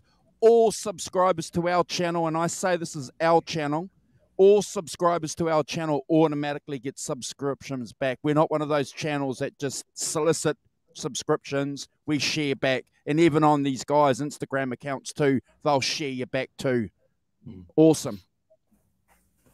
Yeah, well, when I don't know, was from Tone Revival Engineering, I'd love to get you on the show at some point to discuss some amp mods and stuff like that, if you're ever up for it. So, yeah, that'd be awesome to get you on the show at some point. John BL in the house. I don't know if you guys said hi to him. Hey, John BL. Woz has had me on his channel previously, and go and subscribe to him as well. We'll share if you guys want any social media links attached to our channel, just flick us a message. If you subscribe to the Rev or Brad and you want to attach your social media links, we'll share that, because we're a sharing community. So that's extra incentive to go and message Brad. Go and send him a message. Go and message the Rev. Go and give them some. Yeah. And they'll fire it back, and we'll attach them. Promise. Honest to God. Andrew, let me do a shout out real quick. We got a few other cats in the chat. Brian Spalding jumped in. Of course, Drop Family Gardens jumped in. What do we got? Jerry Penderis. Tone Rival Engineering. John BL 5150. Thanks, guys, for joining. Appreciate it. I know it's late where some of you guys are, or super early. Seriously, we're very humbled to have you guys join and promote the 5150 show. I see a few cats in here that are following me on Instagram, especially guys like Mikey. Really appreciate the support. Truly, I do. Humbled. Hey, Kurt, I can tell you who Jerry Pantazis is. He's the drummer of Fair Warning. He's the guy on the video. Oh, so is he really? Yeah, yeah. So everyone say hi to Jerry. Jerry, what's up, Jerry. man? Did I say his name right? Pantazis. Pantazis. Yeah. Jerry, please, can I talk to you? We need a drummer to come on our show. We need a drummer. We keep talking about rock and roll drummers, and we don't know. Just come on and just talk rock and roll drumming, please. Andrew is excited. Well, yeah. Well, we keep talking about Charlie Watts, and we keep talking about Ginger Baker and all these great drummers, and John Bonham. We need someone to come on here and tell us just talk to us about drumming. So if you want to do that, send us a message, bro. We'll have you on. Hey, Yeah. Jerry. If I get 100 viewers, I'll take my shirt off, apparently. Yeah, Jerry, I think you better do it. That's way more excited than Andrew was when he contacted me. And Grant Fisher, too, is another one. Man, they're rolling in. So, guys, just before we go too far, make sure you do subscribe. So once we get to 1,000 subscribers, we're going to be giving away an EVH T-shirt and another T-shirt from my merch store as well. So we're going to do a random draw online live. But everyone that subscribed to the channel in the last 12 months is eligible for that. We want to get to 1,000 subscribers by the end of the year. So subscribe. Yeah, I'll throw in another T-shirt. So make it 2. There'll be 3 T-shirt giveaways then. Yeah. All right, guys. So anyway, so Simon, this is the geeky part of the show that all the guitar players love. Oh, sorry, Brad. You mean this is the geeky part of the show? Well, it was kind of geeky before, but now it's geekier because we want to know the ins and outs, and these are the things that I think we do really well on this show and highlight things. And I really want to do this. Not sure what the last hour and a half was. Yeah, no, that's right. Last 90 minutes was only for the fans. That's right. That's not really geeky in the sense of like now we're getting deepy geeky stuff. Now we're into the geeky stuff. So good. Yeah. So yeah, without further ado, mate, we want to get you to give us a bit of a rundown on your sort of the eruptions. You mean? Yeah. Yeah, the things you were discussing with me through the week, anyway. Yeah. Look, this could be like one of those things where people just go, nah, dude, it's not right at all. But yes, I agree. Jerry Pantazis is saying, let's do a show where we talk about Alexvanhalen. And you know what? I'd be totally down with that because there's so many discussions where they talk about how, when you hear Eddie play, sorry, I'm going off on a tangent, but I'll come back. You're fine. When you hear Eddie play where he's guesting on other people's stuff, and it still sounds like Eddie, but it's not the same. There's a magic that happens only, to me anyway, when he plays with Alex. There's a brotherly thing where those guys read each other like pocket-wise and groove-wise where, honestly, I could take I can't even believe I'm going to say this because when, I cried for a week when Eddie died, but honestly, I could take or leave Eddie when he's playing on other people's stuff. I can. But when he's playing with Alex, DNA connection. Yeah, man, when he's playing with Alex, there's something that touches me in my heart, And I think like a show talking about Alex is long overdue because I haven't heard anyone do that yet, Oh, yeah. And we talked like for a sliver of a minute about his drum setup during Live Without a Net. Yeah, and I think right. Johnny, that's great. I don't know if Johnny's still in here, or maybe John BL or Jay, but they talked about the horns in his bass drums, wanting to know more about that. And I had some good photos of it. Right, Andrew? We had some good photos on that show. So if you guys want to see Alex's drum setup on Live Without a Net, go back to a couple weeks ago when we did the Live Without a Net show. There was some great photos of the horns set up in the bass drums for that Simmons synthetic sound that almost fit right in for 1986. But yeah, and Jay is still here. You're exactly right, Kurt. And the other thing is this: there's a lot of incredible drummers in rock and pop music. Like, you know, look, it doesn't even warrant mentioning them all because we just know that they're there. You know, there's the your Abel Juniors and your Josh Freezers and your Buddy Riches and Virgil Donati's. There's so many incredible drummers. But honestly, how many people can you say that when they start a groove and just by the sound of the snare drum alone, can you tell which drummer it is?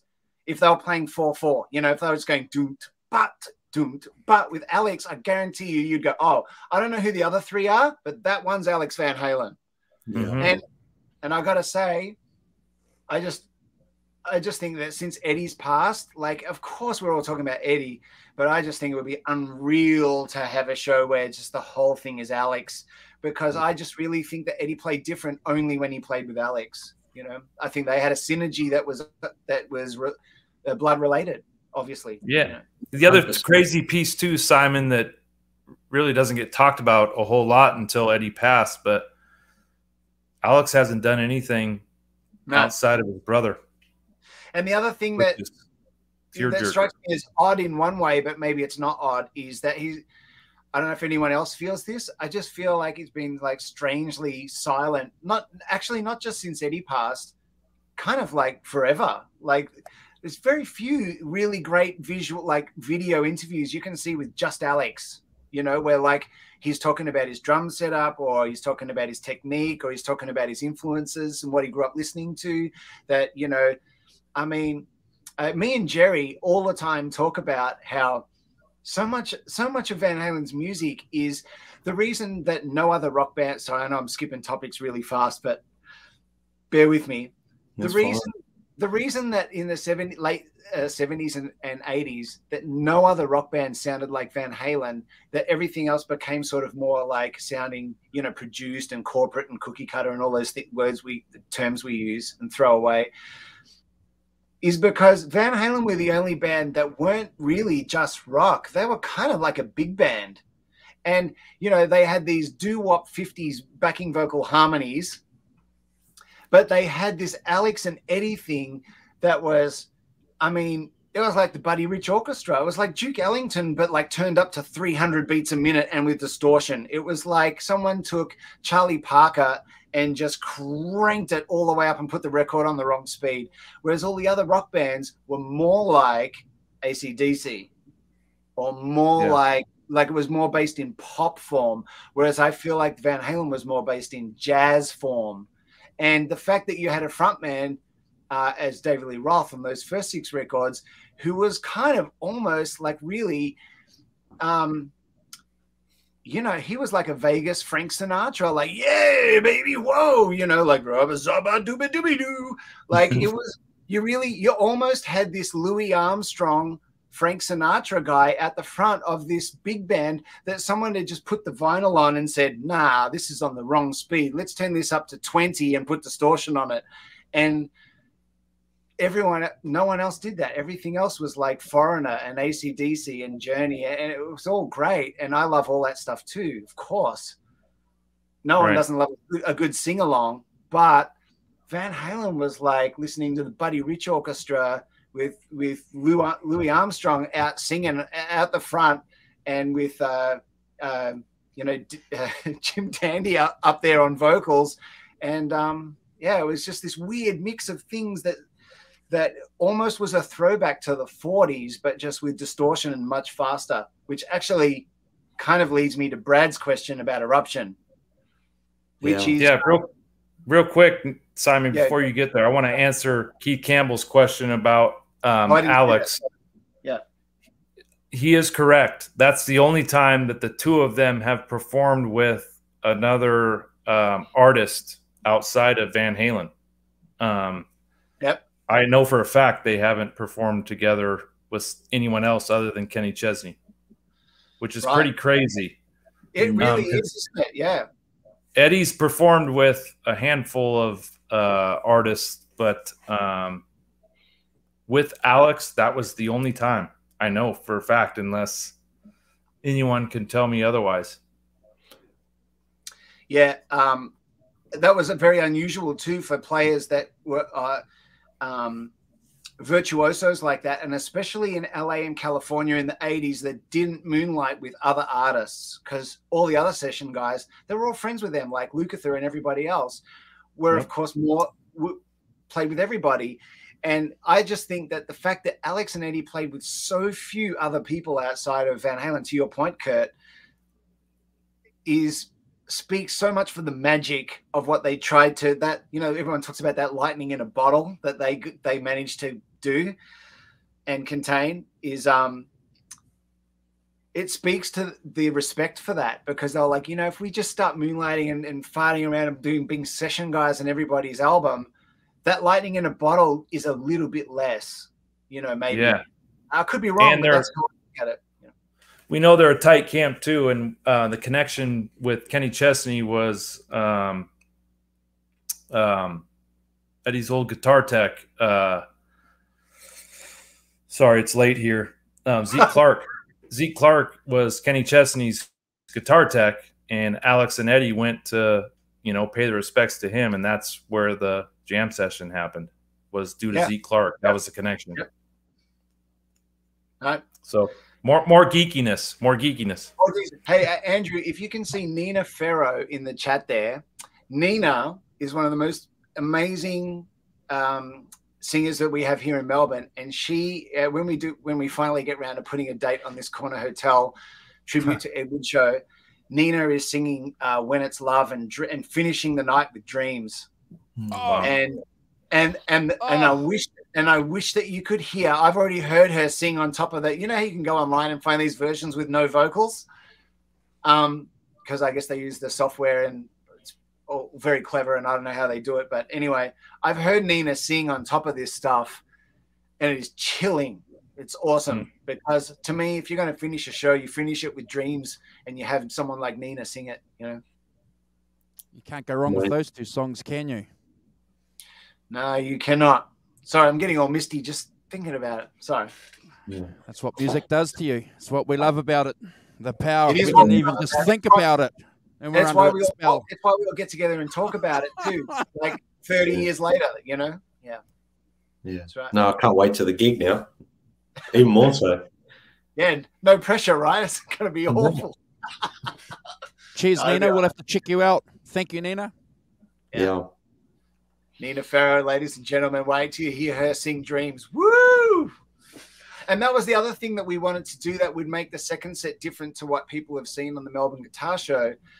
Dave Bowers, man, he does that David Lee Roth in his own way. That is, for people that don't know, Dave Bowers is alter ego when he goes super cabaret for his own shows called Eugene Hamilton and the Money. Is he wears the flares and the big lapel shirts and the floral pants and all this stuff. He does it as Eugene Hamilton. He doesn't do it as Dave Bowers. And so when it was actually Nina that when we were first talking about like who would we get to, who would I possibly find in Melbourne that can kind of do David Lee Roth? Because no one can actually do it because Dave is Dave. Who would kind of do David Lee Roth? And she said, what about Dave Bowers? You know, when he does his Eugene Hamilton stuff. And I was like, oh, you're right. So me and a great drummer friend of mine, Johnny Salerno, we went down to see him play one Monday night. And we were watching him. And the whole thing with their show is taking like songs like Jump and all these spoofs that you see on YouTube. And they do cabaret versions with trumpet and sax and swing it, you know. And so as soon as I saw Dave, aka Eugene, doing this stuff, I just went, it's David Lee Roth. It's totally David Lee Roth doing Just a Gigolo, you know? And I asked him, and with respect to Dave, he said, listen, I'm not really like a heavy rock guy, actually, but I did grow up with that one album, Van Halen 1. And so I said, please do this one album with us. And so he did. And so that's what you saw on the show. But that was with, I think Dave only came to the last 2 rehearsals. So that was like, that's him not rehearsing it. That's just him being Dave or Eugene. So So he's cool, Simon, because the way he walks out, he's got it under control, man. Like that. So I'm glad you brought that up, because that was one of the things that we spoke about too, like months ago. Like, who's this cat that comes walking out like it's completely believable? It's yeah. Well, can I just tell you, Andrew, that Dave in rehearsals was like all of us that we do in rehearsals, where they're like looking at our music stand full of notes, right? Like cheat sheets, right? And Dave is there. Like I said, it was put together pretty fast. They said, hey, we can squeeze you in. Do you want to headline Saturday? And we said, yes. So we had 4 rehearsals. I think Dave only came to like the 3rd and the 4th one, because me and Jerry and Jason had to make sure our shit was together. And so he came, and and he's like got his laptop out with the lyrics and stuff, and so you can see, if you watch that video, my reaction when Dave walks out like this, and with his floral pants and his big 70s lapel shirt, and I just went, "Oh, ladies and gentlemen, we're gonna have some fun," and we did. But really, up until that moment, to be honest, that was our first show. I'd never done a show with Dave Bowers before, so I didn't know how it was going to go. So you freaked out too. Well, you can see it. I can almost not even stand up. I'm laughing my ass off on my knees on the floor, just going, okay, here comes David Lee Roth. It was awesome. It was really brilliant. It's perfect. He did a great job, man. He really did. It's like, and the thing that I love it, and really it's been really refreshing to also see it in a lot of the comments to that video is, I mean, there's a lot of stuff that we like to laugh at, like, oh man, if I had $5 for every time someone said, oh, I didn't know that Edge could play like Eddie Van Halen, because I wore the beanie, and I was like, okay, whatever. And then apparently the bass player, Jason Voorher, is like, oh, and it's like they picked up the bass player from the bar 5 minutes before the gig, and then and then Jerry, who you've met, someone said, oh, they've got the family dentist on drums, and then poor old Dave Bowers has got pretty much every comment under the sun, from Kurt Russell to Elvis Presley and all of this. But the thing is of it, that the comments that make us, that humble us really, is that, especially with Dave, that is that Dave's just doing his own thing. If you look at Eugene Hamilton's Instagram, long before we did that Melbourne guitar show, you will see him looking exactly like that and acting exactly like that, because that's his character, and it just so happened that it's just a perfect fit to do 1978 Van Halen. Perfect fit. So I will always be incredibly fortunate that I got to find him. And actually, I owe Nina Ferro a debt of gratitude, because it was Nina at essentially what was a sort of a backyard party at a studio one time. She goes, what about him? And so I asked him, and he said yes, and that's what you saw. But that's the only gig we've ever done. Yeah, well, thanks, Nina, because that was awesome. Yeah. And that's why Nina has to sing Dreams and When It's Love, because, man, she's the reason that we got Dave Bowers on vocals. So, Man, what a story. All right, back to Eruption. Of course, it's always about Eruption, isn't it? It's always about Eruption. Okay, so as I was preparing for the guitar show, and Eruption's one of those things that all of us Eddie fans have played since we were kids in some form. Like we've learned bits of it, or we've learned all of it, or we've jammed it to warm up, or whatever it is. Eruption's just one of those things that's etched into the psyche of rock guitar.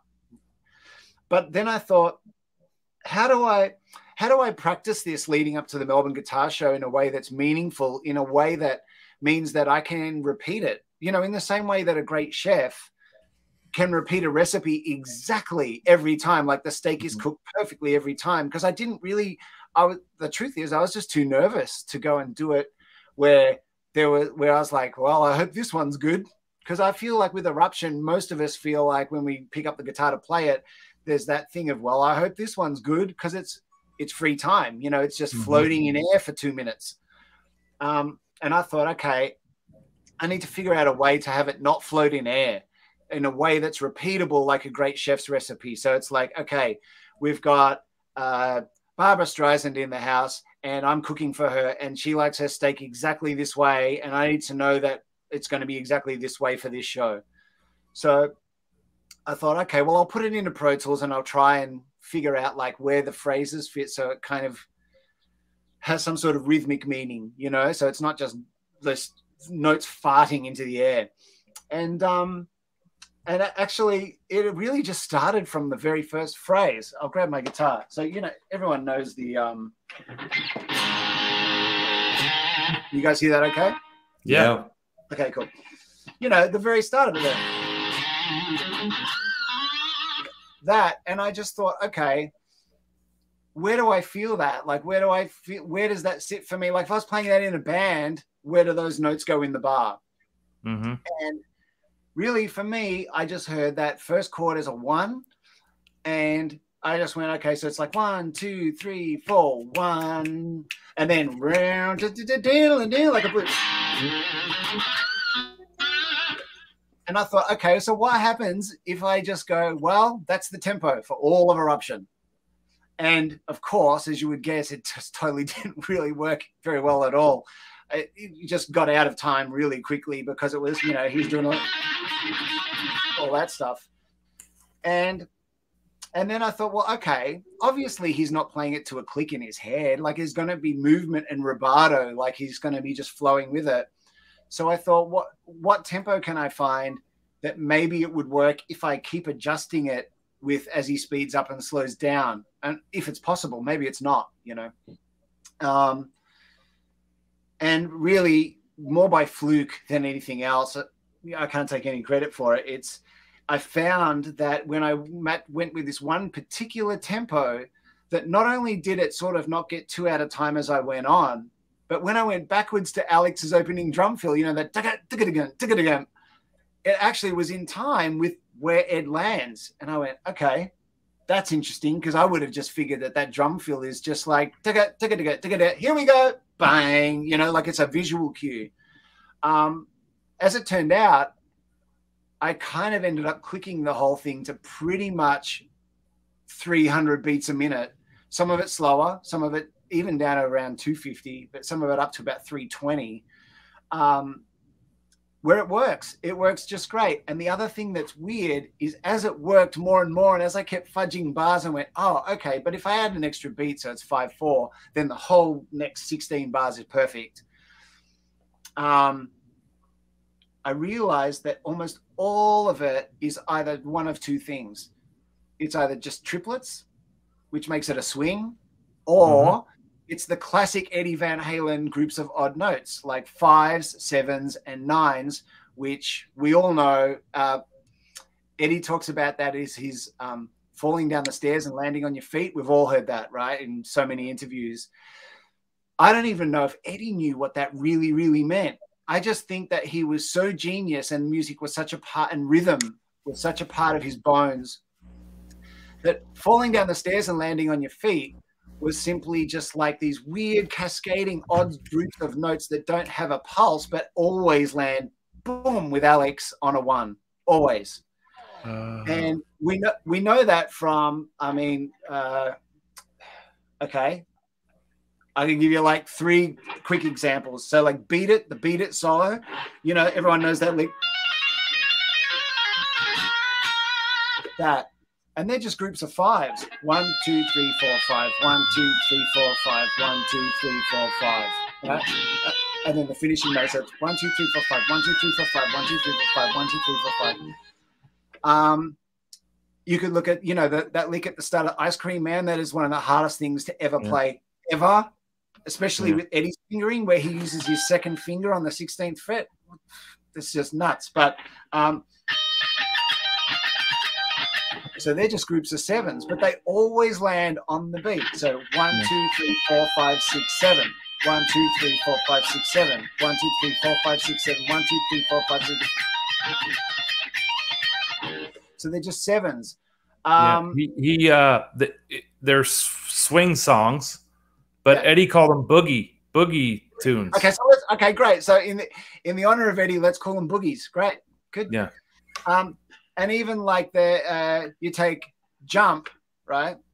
That first lick, other than the very first note, and then this one is a group of 9 over 2 beats. So it's 1, 2, 3, 4. Then 1, 2, 3, 4, 5, 6, 7, 8, 9. So it's 9 over 2 beats. So Eddie's wow. That makes sense. Yeah? So 1, 2, 3, 4, 5, 6, 7, 8, 9.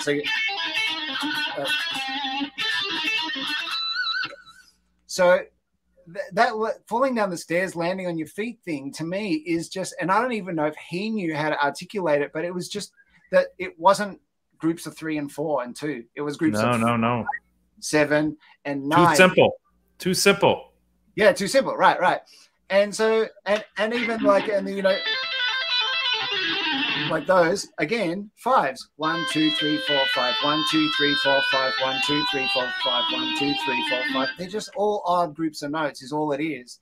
And if you can learn to play those odds so that it lands right, it's the falling down the stairs, landing on your feet. So anyway, getting back to Eruption, when I came at it with that point of view, I realized, the reason that it's so that no one's clicked it and it seems like it's just notes floating in air is only because so much of it is groups of 5s, right? So like,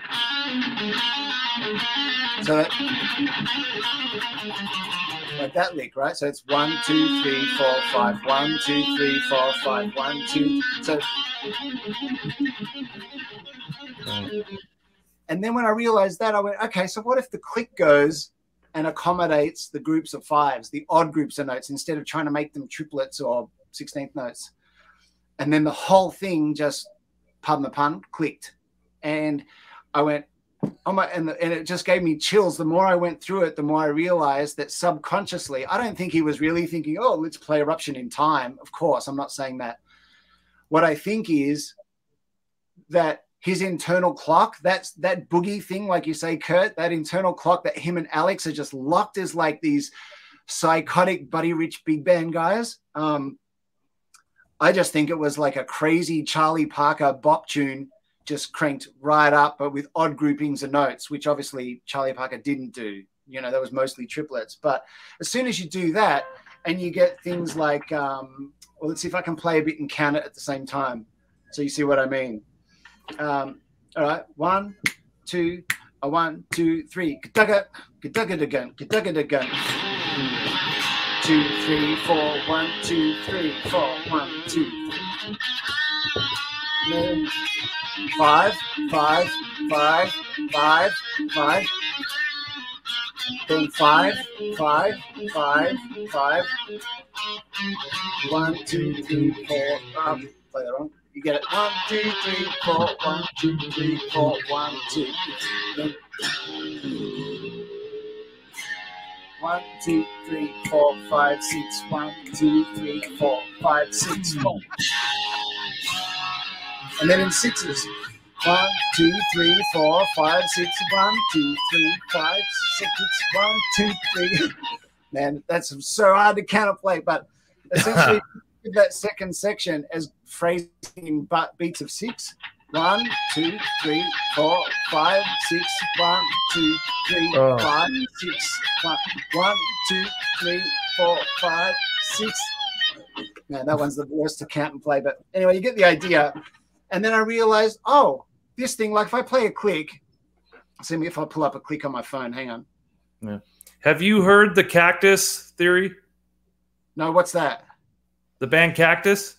No, what's the Cactus theory? Oh, give me a second here. Andrew, I'll only play seconds of it so we don't get flagged. Let Me Swim by Cactus. Okay, cool.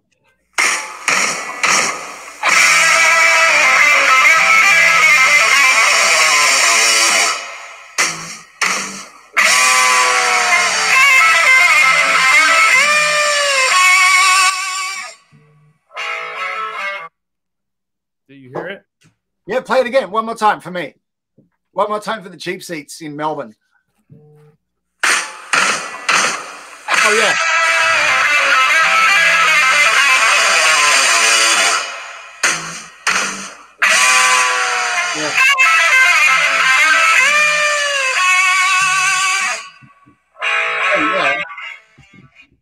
goes into the song. Oh, I totally hear that. Absolutely. Yeah, look it up. Cactus, Let Me Swim. I think it's a known influence. Okay, tell me about that. I don't know anything about that. That's really it's a band from the mid 70s that that was their influence on their warm up. Yeah. Yeah. So in terms of the time period, it would fit exactly right in, wouldn't it? In terms of influence. Yep. Yeah, but it's like if you think of a 12-bar blues, but you play it in 6. Which I thought when I was transcribing it, I thought, nah, he's not phrasing in 6. That's just me being an idiot. But then I realized when I was listening to Dweezil Zappa's podcast, the Running with the Dweezil one, and they were talking about Good Enough. And that song is phrased in 6s. So, and I went, oh, maybe he does hear it in a 6. So, you think. Just listen to that last night. Oh, yeah, it's good, isn't it? Right. Yeah. So we'll get back to that. I'd actually really love to do a proper shout out for Dweezil Zappa's podcast because, man, the amount of preparation in putting those things together. For anyone that hasn't heard the Running with the Dweezil podcast that you get from his website, is the most ridiculous 2 hours on each record with a different guest. Steve Vai, Gilbert, Nuno Betancourt, Blue Saraceno, whoever you want. It's really, truly awesome. But anyway, so getting back to sort of Chuck Berry, Charlie Parker licks, right? So if you go... Now, that just sounds like a bunch of blues licks unless you go... and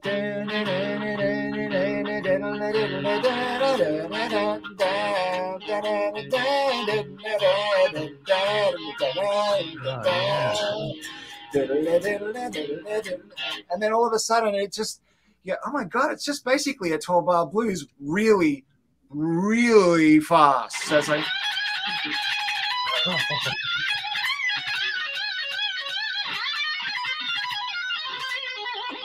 But essentially, it's just... Oh, my God.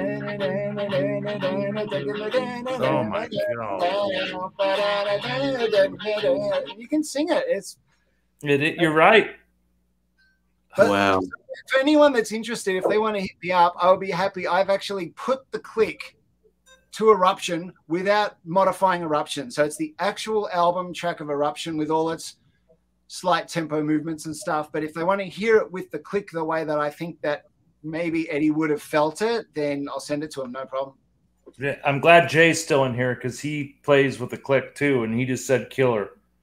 Oh, cool. Yeah. But yeah, if anyone wants to hear, I'll be happy to send it to him because it's really quite the trip. And I've got a version that if you slow it down to about 67%, you get Eruption down in drop D, which is really fun. But that's why your mind gets sucked into that song, is because it's not just someone playing a bunch of notes. There's a rhythm to it. And you know what? You're exactly right, Kurt. All through the 80s, what we got is guitar slingers. And please don't get me wrong. So many of them I adore and have all their records of, right? But when they get up and they do it just like a shred thing on their own with no band and no reference, it just feels like just meaningless notes, just really like fast. A computer. Like a computer just spitting out stuff. Whereas Eruption, and the reason that I think that it's so timeless is because it has this weird, deep quality that I think you go, oh, I know what that is. That's just Chuck Berry sped up 4 times or something. You know what I mean? It's like really strange. Yeah, and I've talked about it a few times on our show. If you watch some of the early shows in '78, Eddie playing this guitar, you see his foot just bouncing all over the stage, and he's trying to keep up with the rhythm that's in his head. Yep. I mean, speaking of 5150, you take a song like Get Up, right? I mean, I'm sorry. There is no way that you can have Alex and Eddie playing that live unless you have the most ridiculous sense of time at 320 beats a minute. Like, there's no way. It's just too fast, you know? Here's the other thing with Eruption that if anyone wants this version with a click, is when you slow it down, so either to 3/4 speed or half speed, here's the thing that's strange that nothing happens with, this doesn't happen with any other guitarist, is that he is still swinging it, even though he played it at 300, 320. You slow it down to 160 and it is swinging. It's swinging like that. It's swinging like an old big band song, like you know. It's freaky. And anyone else, like if you slowed me down at half speed, it'd sound like a dog's breakfast. It's only impressive. No, it's true. It's only impressive at full speed. It's true. So Simon, I've got a question. So one of the reasons, the main reason then why Alex is so important to Eddie, besides his snare drum, and we talk about that, and there's been other shows that have spoken about his distinctive snare style, it was critical. His timing was critical for Eddie. Yeah, critical. It was the time. They understood each other. They understood each other. Because if Eddie's counting, Eddie's counting notes, you know, he's counting in reflection to the timing set by Alex. Yeah. Although I have to say, Andrew, that I actually really don't. I mean, I could be wrong. I mean, none of us can be inside Eddie's head, and we can't discuss it with him anymore. But if I had to guess, I'd say he's not counting anything. I think that him and Alex were so evolved rhythmically that it's a rope. That they just felt it. And that's why it, you know, even in the earliest Guitar World magazines that I used to read when I was a kid, and it would talk about his style, and he would talk about this, you know, falling down the stairs and landing on your feet thing. Anyone else, like if it was Chick Corea or someone like that, I think they would have said, oh, well, what I do is I play groups of 5, you know, quintuplets over 2 beats, and then I do septuplets over the next 3 beats, and then I land on a 1. They'd be able to verbalize it. I just think Alex and Eddie were so evolved, they never even thought of it in terms of mathematics. They just felt it as feel. You know? So how important then was their dad being a jazzer? So obviously they would have been growing up listening to all of these jazz greats that you've just been talking about, Charlie Parker, all these Chuck Corea. They would have been listening to this stuff. So it's instinctively developing in them. It's in their blood. Yeah. And I agree with you. I think that they would have grown up listening to it, and they would have absorbed it, and they would have, of course, absorbed it through their dad. I also think it's possible that they absorbed it even subconsciously as babies through their dad. Like it might not have even been that their dad played them a particular and said, oh, son, you have to learn quintuplets over 2 beats. Like it might have been that just their dad was such a great jazz musician that they even subconsciously kind of, just because they're blood, you know, it might, I don't know how to put it better than that. It might not have been like a sort of a learned, schooled thing. It might have been just more that, okay, cool, the 2 of us come from jazz, but we studied classical piano as kids, as everyone knows now, you know? Hence, like the end of Eruption, all that tapping, I mean, that's just straight out Beethoven pretty much. So in terms of harmonically, the chord changes, right? So because that bit doesn't sound jazz, and I know this the hard way because I did try and put a walking jazz bass line to all of Eruption when I clicked it, and that tapping bit sounds awful. It sounds like I'm trying to take the piss out of it, which of course I would never do. So I was talking to Jerry this morning about it. I think I have to drop that idea because the start of it works. It's like the first half is Charlie Parker and the second half is Beethoven, which maybe is why it sounds so cool. Yeah. Another example is if you've watched the recording in 5150 Studios, maybe 93, before the Live Right Here, Right Now album came out, where they did Dreams in the studio. Yep. And then they did Won't Get Fooled Again. No. Have you watched it? No. Yeah. Where Ed and Alex did the country bit for like 40 seconds. Oh, I got to see that. Go back and watch it.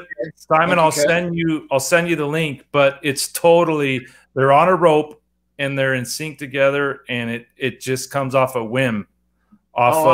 Eddie starts it out, and Alex immediately changed his drum beat to a country drum beat, and it's just like they probably had never played it before, but they were immediately in sync. It's incredible.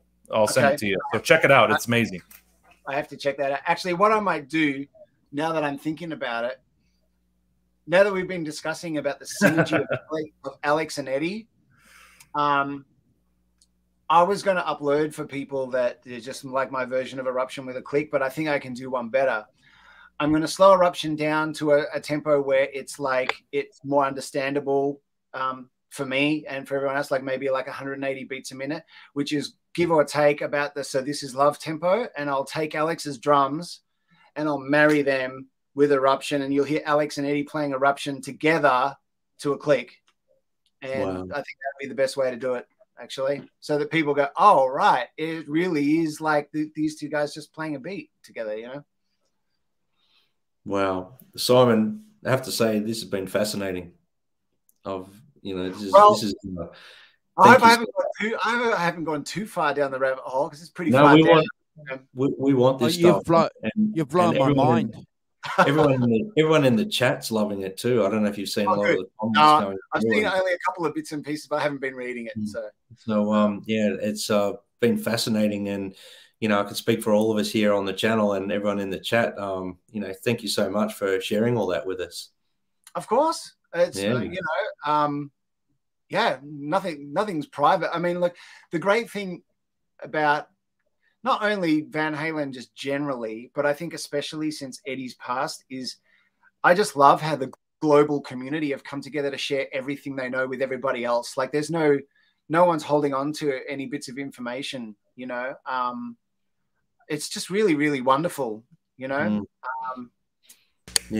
I honestly, I was sort of just not concentrating on anything but what you were saying, and I actually started to get goosebumps just what you were doing and talking about it at the same time. So yeah, I'm sure everyone felt the same. Wow. Listen to this, Andrew. I don't know what to say.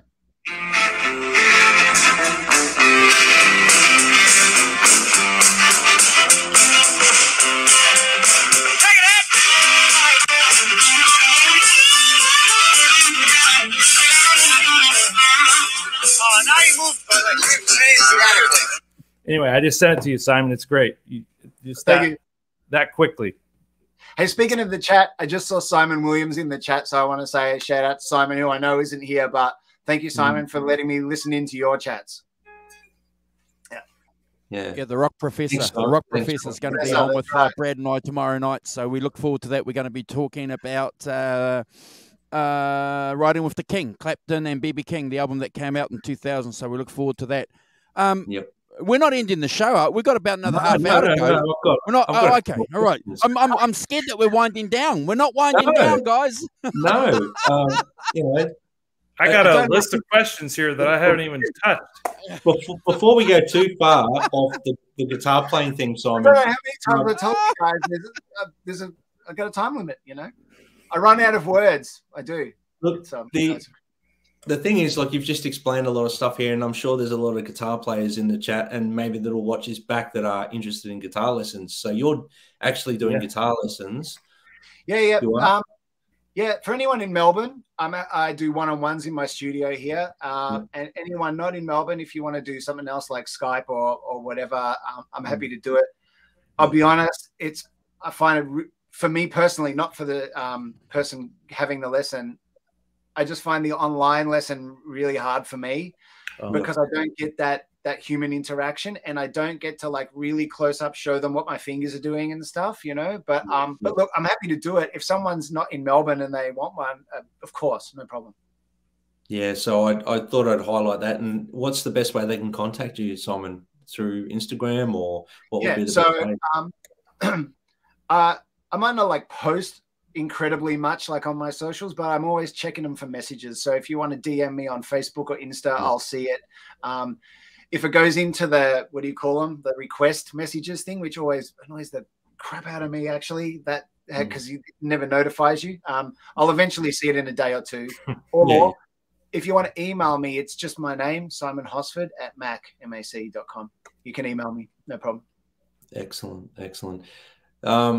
So on the phone, we were discussing sort of eras of Van Halen and that. We don't go down the rabbit hole, who's better, who's whatever. But I wanted to ask a couple of relevant questions that I thought, because I think we were both on the money with, our favorite sort of Van Halen records from the eras. So sure. Give me your two favorite David Lee Roth albums. Have you been looking at my notes, Brad? Possibly. I know all about you, Kurt. Actually, can I just say quickly, Andrew just put up, Keith has just said halftime, everybody have a toast. Unfortunately, all I got right next to me is a water, but if anyone's got anything better, Kurt, what have you got in there? Coke Zero. Oh, man. Has anyone got anything more interesting than Coke and water? With rum. With rum. Hey! To anyone with something more interesting than Coke and water, cheers to Eddie. So favorite albums? David Lee Roth era, for example. Look, Fair Warning, one of them. Yeah. But I have to say, it's tricky. Okay, this might surprise people. Van Halen 1's really not my favorite record. And it isn't because it isn't great. And I got to experience it when I played it at the guitar show, as we were talking about. And it's really fun to play too. But maybe because it was their debut effort and because, you know, Eddie famously now has talked about how he didn't really love the sound they got on that because they used those JBL speakers as well. And it was too fizzy for his ears. Like he wanted it more organic. I feel like Van Halen 2 and Women and Children First have that more organic thing.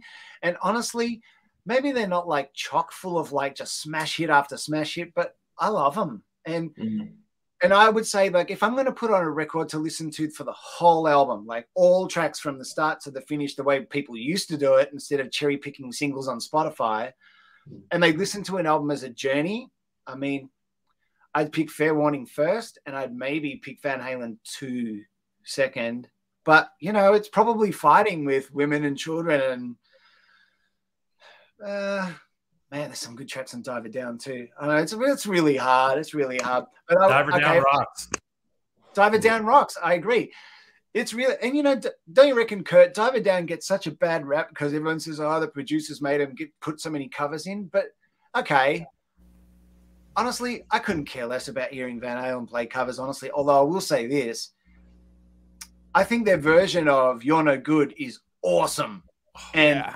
I just love the way they start with Mikey's bass with the flanger and the which is what I call the Swedish chef sound. You know, you're no good, and Where Have All the Good Times Gone are probably their two best covers.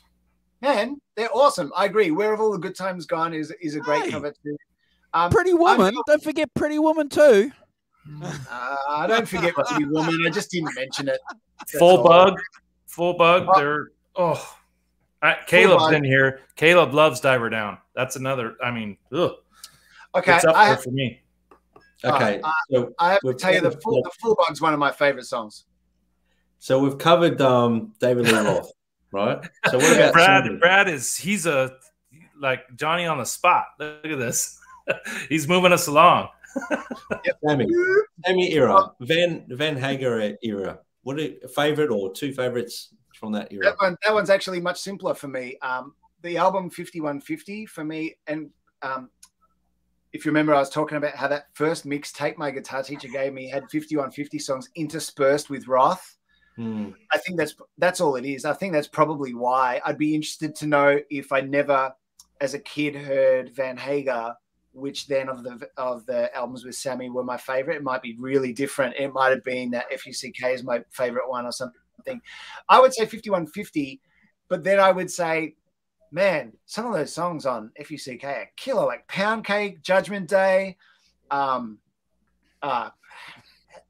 That's really tough. But as a whole album, for sure, 5150. And then I think from there, I feel like they almost became into the same vortex as all the other 80s rock bands in terms of production style. Whereas before that, I thought that they were their own thing completely. They didn't sound like any other band. To me, after that, they sounded awesome and they were still Van Halen, but they started to sound more like the other bands, you know? Yeah. Or the other bands started to sound like them, maybe. Who knows? Possibly. It could have been that way around. Yeah. Yeah. Oh, that's interesting. Yeah, I mean, I know we discussed that through the week, but I thought I like to ask people on the show their favorite from each era because I think it says a lot about your taste, you know, for Van Halen, in my opinion. Yep, I would say, oh man, some of the tracks in 1984. I can see Fruitcake Tony. There's just said 1984. Man, Girl Gone Bad. That is That song does something, when I put that on and crank it, that does something in my blood. It's like, I know it's not a pop form and it's not a single in that sense. It's like the one moment where the band just get to jam, like you've walked into their rehearsal room, you know, and they're just going nuts. But it's so groovy. That pocket is awesome, you know. There was something about that album 1984, in my opinion, that you know, it's like we discussed. There was a lot on that record that his tonality wise. I love the guitar tones on that record, like we discussed. His playing on it, everything about it. There's just something really special about 1984. It's a wonderful album. Actually, I got something that I want to send you afterwards. That is when I first got delivery of the Sir SL68 head, and I started just farting around with it and seeing like how close I could get it to some of the things. I want to send you guys something afterwards. I'll be very interested to get your opinion on, because it sounds very close to 84. Of all the albums, it sounds close to 84. Yeah. Yeah, awesome. And just, you mentioned Dweezil Zappa before, and the podcast and everything. And when you ordered it, you told me something pretty special about that. Do you want to share that with everyone? Testimonial and stuff? No, I'm kidding. Yeah, of course. So like all of us, but especially like when Eddie passed away, Melbourne was in full stage 4 lockdown, which means that even with my pals that like grew up with me through high school, that we, you know, would play like Vanhalen records when we were just like, you know, 18 and drinking a beer. We couldn't even get together to hug it out, like nothing. Like we were literally stuck in our own houses, and it was like this weird moment where all you want to do is get together with your Van Halen mates and put on some vinyl and open a bottle of Jack or some beers and just talk about all those, talk about what it was like when you were 12 and watched Live Without a Net and what happened, you know, inside you emotionally. And we couldn't do it. And so actually when I came across Dweezil's podcast, that was a really, really big help, because it made me feel not so disconnected from this sort of community like with you guys that I am now, which I feel very grateful for coming across your show. And I was telling you, Brad, on the phone the other day, like what a great thing that you guys do, doing these like YouTube live chats, because in a world full of lockdown and separation, it makes it feel not so lonely, you know. It makes it feel like that there's a synergy and a chemistry and an alchemy between like all of us that and not just Van Halen, all kinds of music, because music is something that touches your soul. So sorry, I get even a bit misty thinking about it, but you know what I mean? Music's something that even when we're separate human beings that haven't met each other, like obviously like we've never spent time in a room together, and yet here we are chatting in front of people. And I just think that that's what music does. And music's not the only thing, but it's one of the things that does that. And Dweezil's podcast really, really, I was like, oh man. And they went down the rabbit hole like we are now. Like it was like fully down the rabbit hole for anyone that hasn't listened to it. It's like talking about like what Eddie was drinking that morning before he went into the studio. You know, it's really fascinating. And Dweezil does such a great job of the research. But of course, as you know, Dweezil knew him personally as well. So it isn't just an outsider going, hey, this is what I think about Eddie and his music. It's someone that actually was in his life, and he was his mentor. Eddie was his mentor. Like a mentor, yeah, because as you know, there's stories about how Eddie would turn up to his dad's house and he'd be like, Eddie Van Halen's at the door, you know. And and that amazing story about how when Dweezil was playing Running with the Devil at 13 years old at his school hall, how Eddie came to the sound check and put his arms around him and said, no, you play the chords like this. It's like when Homer Simpson says, no, it's learned, son, learned. And then he gave him a guitar the next day. Right? I know, right. So, but anyway, and so getting back to Dweezil's podcast, which is so awesome, and it goes through albums one at a time with a different guest. And I have to say, the one, if you haven't heard the one where it's might even be a double episode of Nuno and him talking about Fair Warning, man, that one is awesome. They're all good, but that's really awesome. I was a big Nuno fan when I was a teenager too. I used to carve his name into the school desks and get into trouble, and the teachers would say, "What's Nuno?" You know. But anyway, Dweezil, because you purchase it from his website, the box set of his podcasts. I guess he can see who's purchasing and stuff. And he sent me a really lovely message saying that he'd seen the our Melbourne Guitar Show video. And so I did a testimonial for him, which I was honored to do, just basically just for his website, saying, hey, it's Simon from Melbourne, the usual things. Please listen to Dweezil's podcast. It's life-changing. It's this and that. Cool. And he was kind enough. He actually sent me a testimonial back from my Corner Hotel show. So so when I advertise that properly, I'll have Dweezil's testimonial on that. So, yeah, Sweet. I mean, such a sweet, sweet guy. And Well done, man. I'll look forward to meeting him in person one day, because he's just I mean, when I was in high school, me and my mates used to listen to his dad's Joe's Garage record like ad nauseum, like just round and round and round. We used to make jokes about all the funny parts, and and then I'd have those. Got to do that. You got to do that at some stage in your life, don't you? Yeah. What, Joe's Garage? Yeah, got to do that. Yes. If you haven't heard Joe's Garage, it's like a 3 vinyl set. You just got to sit around with your mates with an old turntable, get out some beers, and listen to Joe's Garage and just crank it. And it is I mean, with all the musicals there are running around the world, like, ABBA ones and this ones, and how has no one done Joe's Garage? Is it beyond me? Oh, yeah, that's a good point. Good point. Yeah. Good point. Well, because it's a storyline, it's a musical, but it would have this great music that has some odd time. It would be a musical that musicians would go to, Mm-hmm. Yeah. So yeah. Dweezil gave a shout out to our buddy Rob Johnson. I don't know if you have followed him at all on YouTube or Instagram. Yeah, check him out. Rob Johnson 5150. He has probably the third world's greatest Eddie Van Halen collection outside of Scott Smith and maybe a couple other guys. Okay. He has over 50 EVH guitars in his basement. Wow, cool. I would definitely check that out. Dweezil gave him a shout out and said, because he's subscribed to his podcast too, and he said, hey, Rob, I checked out your site. You got some sweet guitars, like amazing collection. So he was pretty proud of that. So that just shows you Dweezil's trying to keep the spirits up with all of his fans and the EVH fans as well. And he's doing a great job, because he's involved. Dweezil could have just done a podcast which was him talking about his relationship with Eddie, and it could have lasted 10 episodes for sure. But the fact that he's involved, like all these other great guitarists like Gilbert, Billy Corgan. Billy Corgan, that's right. And Mark Lettieri, like recently, and like a whole bunch of guys. Paul Gilbert. Paul Gilbert talking about Van Halen 2, which is awesome, because Paul's got his guitar at hand and he's like demonstrating the licks and stuff.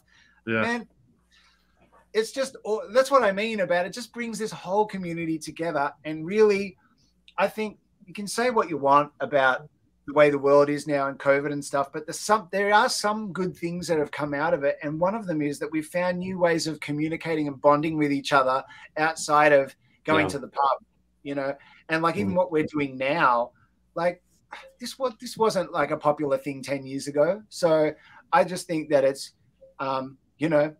it speaks a lot for humanity without getting too cosmic, because humans will find a way to communicate and bond, Yeah. We were almost isolated 10 years ago. Right. I thought I was the only nut in the world until I met all these people on YouTube. Yeah. And now, like, I could jump on a plane and land in New Zealand and meet Andrew in the airport, or it would be like he's just a brother, Same with Brad. Never even met him before. But that's exactly what we're talking about. That's the most beautiful thing, is that you could pretty much go, like, even like all the people that that none of us might have met in the chat, but you could go to almost any city now and you would have a friend waiting for you at the gate. I just think, I'm sorry, but like, if that's one of the good things to come out of COVID, then awesome. Yeah. 100%, Simon. I mean, look, I've said it on the show before. This has been a wonderful way to connect with like-minded souls. We're all, we love the music that we're talking about. and deep diving into. But you know, it's connecting me with Andrew in New Zealand, Kurt in America.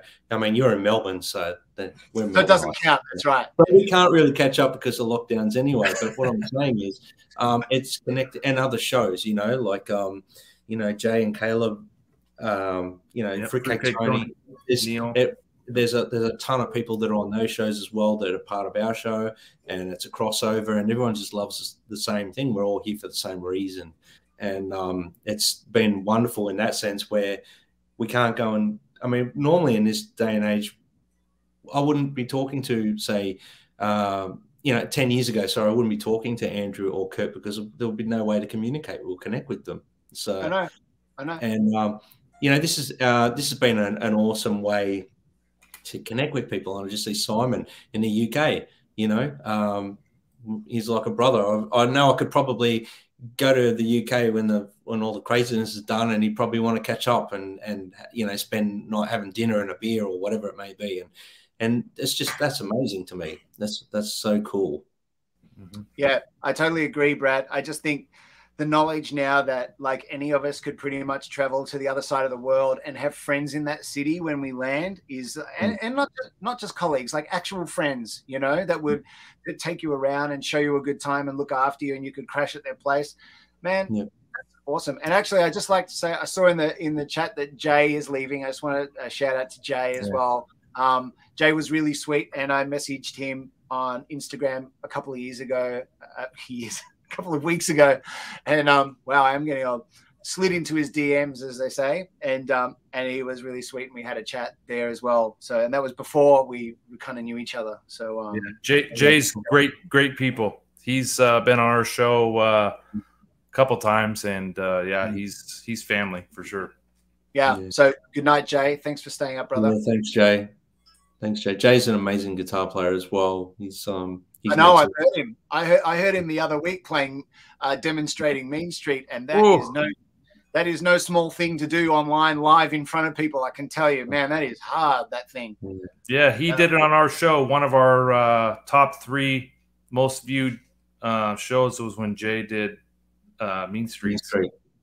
Oh yeah, like that's not just playing Eddie Van Halen live in front of people. That's playing Mean Street live in front of people. Man, that takes some cojones, you know. He nailed it too. Yeah. And you know, and like we've been talking about Caleb before, and that. So we're blessed that we're just connecting with such amazing musicians at the moment. It's great. Well, I didn't even know Caleb existed before 2 weeks ago, and now I do. And what an awesome player! And now I've even seen that he could do the Nerd Halen gig in LA recently. Now I've even seen snippets of the show, and man, that would be a show I would be very happy to be at the bar and watching that. Absolutely. Yeah. This is what we're talking about. This stuff wouldn't have even happened 10 years ago. You know, it's like there's a community now, and and you guys are responsible for that. So, you know, thank you. No. Yeah, it's touching, and it's been a really wonderful way to connect with Van Halen fans on this show, and obviously when we did the British Electric Blues show, we're connecting with an array of people that just love music. It's such an amazing thing. So Simon, were you able to check out Van Halen in '98 and 2013 when they came to Australia? Yeah, was that with Gary? Gary in '98, and then Roth. They came with Roth, right? I missed that one, but I caught. Oh, they didn't come. Oh, I thought they came in 2013.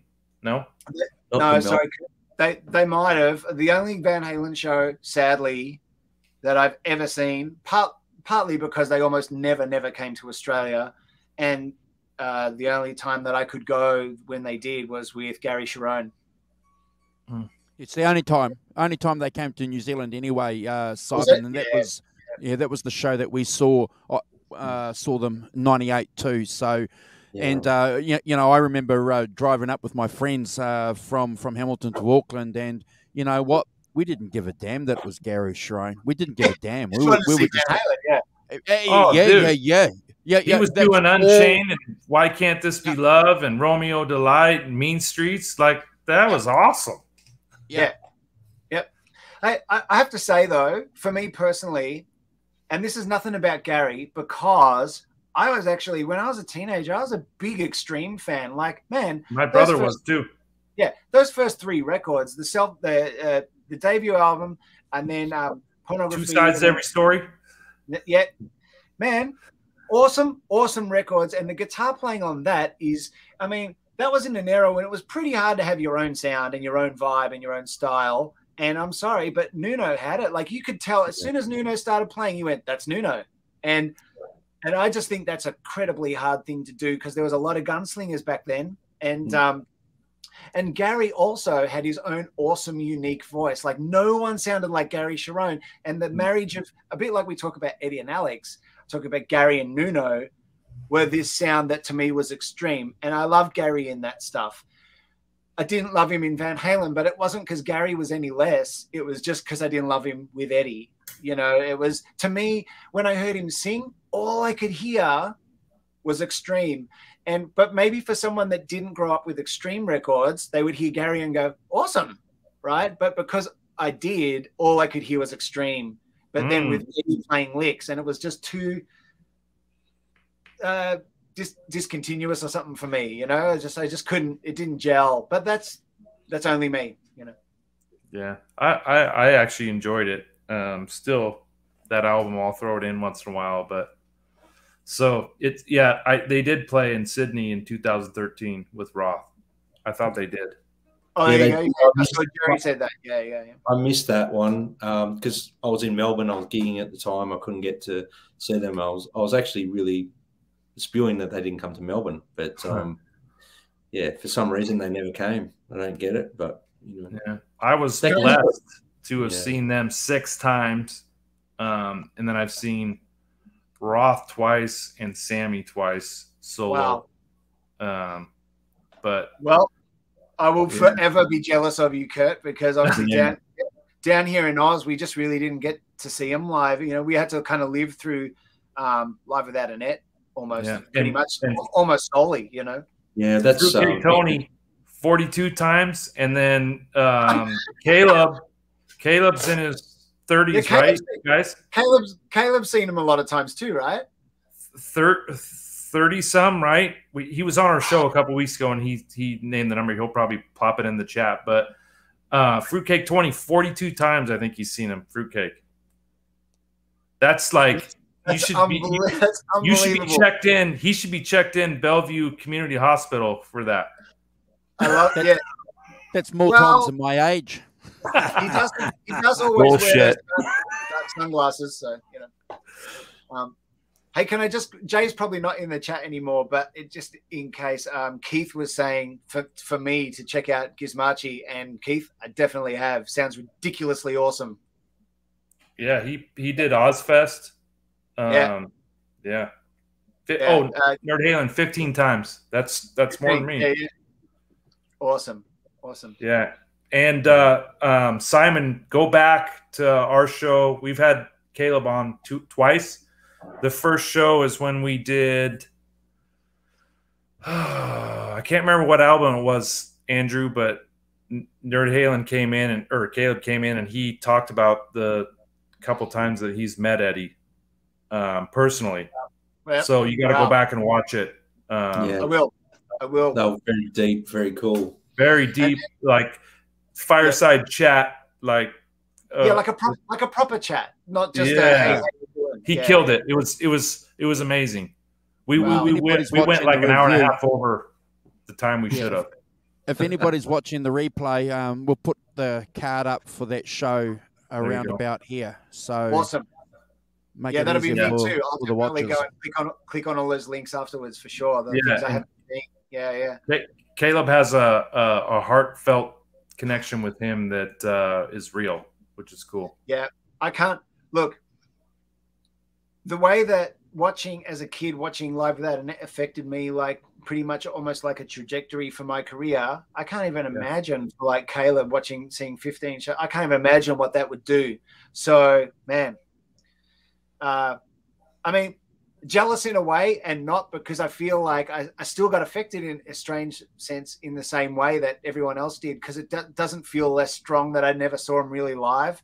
But man, I just full respect to anyone that's seen him live that many times, because that would have been really, really special for sure. You know, people talk about like, if like Back to the Future, and if you could go back in a time machine, what gig would you go to?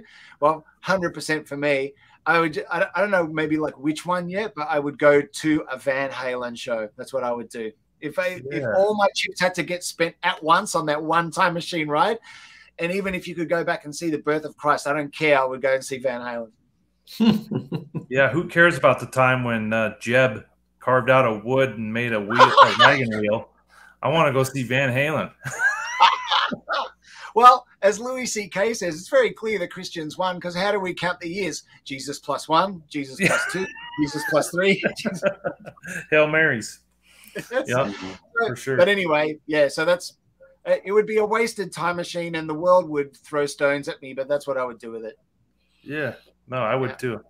Yeah. So, I mean, I was great. Oh, I've met Ed once and for a very brief time, but I wanted to show you. I don't know if you've seen this. I've shown it on other shows, but I'll show you. I got the album signed by the band. Oh, cool. And then when I was seeing, when I met them after the signing, Ed goes, "Oh, did we personalize it for you?" I said, "No." So he did this one for me. That's so awesome. Brad. You know,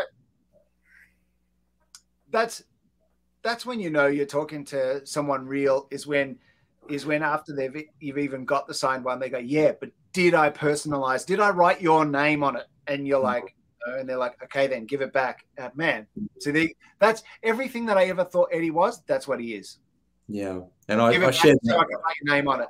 Yeah. Obviously, I shared that with you on the phone, so you know roughly what I was talking about and how interactive he was, and how focused he was on talking to me. It wasn't necessarily just a quick thing or whatever. It was. No, it wasn't a money grab. Looked at my eyes, made sure he made eye contact, stayed in. Yeah, so it was a And the other thing, Brad, was that everything that I've ever heard about Eddie, everything I've ever read in a book, biography, documentaries, live, podcasts like Dweezil's thing, everyone always says that he's really present, and he looks in your eyes, and he makes you feel like you're the only person in that room. He's not looking around like looking where's his next drink coming from. Like, I mean, I've been guilty of that in band rooms. I'm sure we all have, where I'm talking to someone that I don't know, that I've just met, but my mind is on, oh, where's that other person I need to catch up with in a second, you know? And the fact that Eddie is as famous as he was not like that. And actually, if you haven't listened to the Dweezil podcast with Nuno talking about when Nuno met him, that's hilarious, because apparently he kissed him on the lips. So, and hugged him, you know, and that's the kind of guy he was. He was huggy, and he looked in your eyes. And when you were talking to him, he was talking to you, you know? Caleb said he said the same words, like he was the only one in the room. Yeah, he was very, very like present. He was focused on the chat, and he wasn't really worried about anything else. And they were trying to usher him out to get on the Tarago to go to sound check, and he was like still wanted to talk to me, and he gave him a big hug and said, "Kept playing and keep on playing, bro," and stuff like that. So he was very focused on the conversation. It was. You know, moments like that, you sort of now in retrospect, they were big moments, not necessarily at the time. It was big at the time, but, you know, more so now than ever. Those sort of things are great memories to have. Yeah, John ZD351 is already slinging mud saying he loved everyone but Michealanthony. Is that really true, though? Or is that, no. Is that really true? Did you guys see Wolfgang put a post on Instagram like 3 days ago, and Michealanthony replied back and like said, "Man, I'm super proud of you. Keep it going, Wolf." Like, I mean, I'll tell you guys, if I had an opportunity to play with my son, you know, if I was famous and big like that years before I passed away, I would do it too. And if I was Michealanthony, I would probably pave the path for those two to do that as well. I mean, Michael's a hell of a human. I don't think he, you know, I don't want to get controversial here, but, you know, if Eddie said, "Hey, I want to do this with my son," he probably said, "Sweet, do it. Like, I'll hang out with Sammy and do our thing."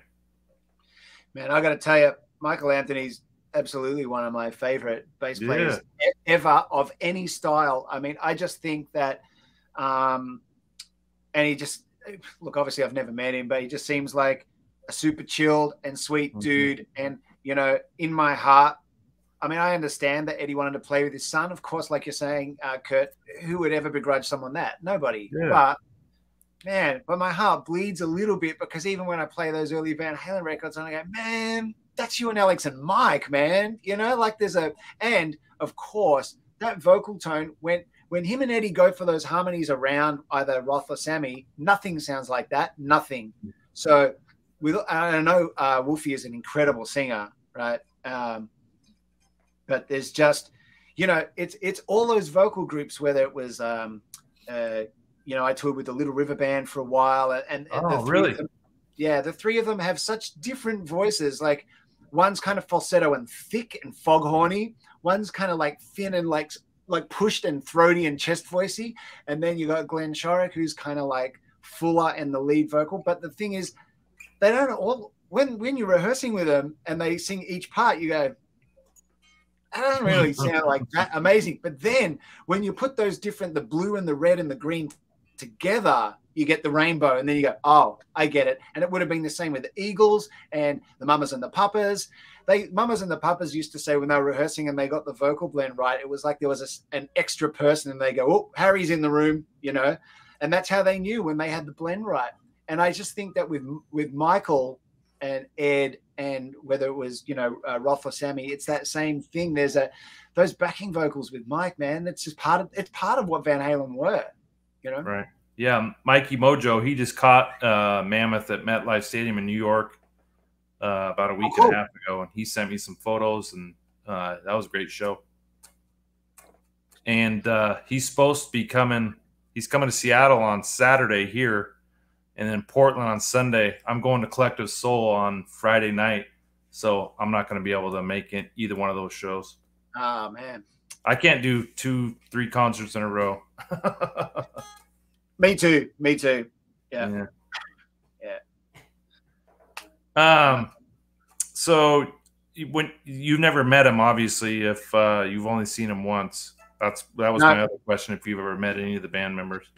No, never met anyone. I mean, I've got a good friend. I don't know if any of you know, like Ace Baker, who lives in LA, does sound for Sammy and Chicken Foot and Dream Theater and Colin Hay, and that, I know him through Colin Hay, of course, but and we're good pals, and so you know, he knows Sammy and Mike super well. Like they go down to Cabo together and that stuff, and hang out, and but no.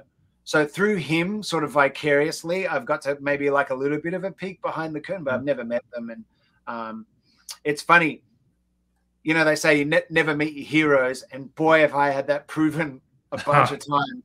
But I feel like Eddie was always the exception to that statement. I really do. I feel like from everything I've ever heard from anyone, including Brad and what you're saying about Caleb and stuff, I just really feel like that if you met Eddie, it was an experience that matched what you probably thought it was going to be.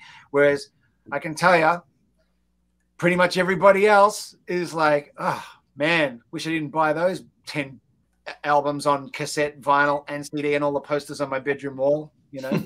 But yeah, they always say sometimes it's best not to meet your heroes or your idols or whatever that you want to call them, because sometimes it can leave a bad impression on you. So never work with your idols, or never. A lot of the musicians I've met, some I've thought that as well, Simon, and some I've gone, I'm glad I have followed you your whole career. But well, I feel like Eddie was one of them, even though I never met him. But it doesn't matter. From everything I've heard from everyone else, including you, I feel like that was really, really true. And honestly, that makes it worth all the other times. One of those makes up for 10 of the other ones, because the other ones weren't worth it then anyway, were they? You know? That's right. I never got to meet him all the times that I saw him live, but I've said it on the show. In 2015, when I saw their last tour, you know, I was there with my oldest brother, who introduced me to Van Halen, and then my other older brother, who, you know, him and I were we're 18 months apart, so we grew up on the same music. You know, we were in stride together, almost like Eddie and Alex. But after the show was over, I turned over to my oldest brother and I said, man, I think this is going to be it for them. I knew it was the last show. Yeah, well, so you just had like a very strong feeling. Yeah. And then when Eddie passed, the day he passed, I saw it come across my phone. And the very first person to text me was my oldest brother, Blaine. And, you know, he was the one that gave me my first Van Halen tape and my first Van Halen 1 and Van Halen 2 tape. Like, to hear from him, to tell me that, it was just like reality, you know? Yeah.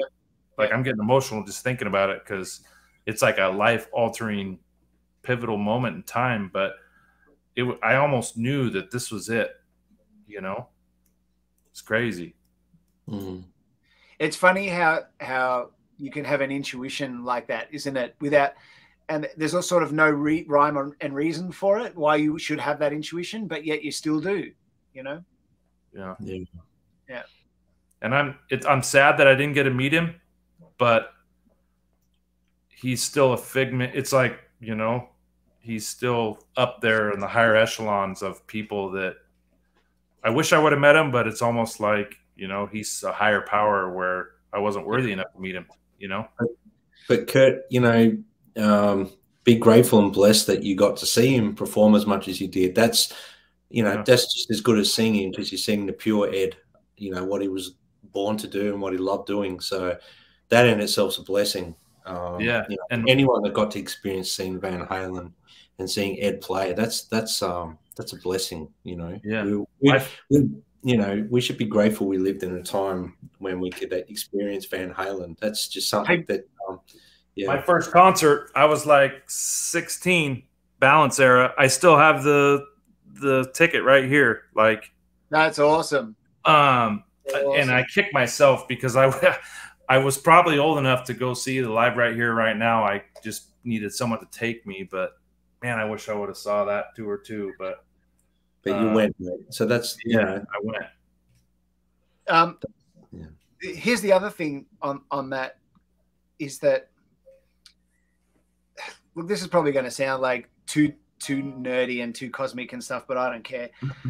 The big difference, the reason that there's not like a whole bunch of chat shows around the world on any other guitarist, there's some, but not like this, not like Eddie. You guys would know, right? Like there's this, and especially since he passed, it's like, it's hard to explain it, but it's really like, it warrants like how much he touched us all.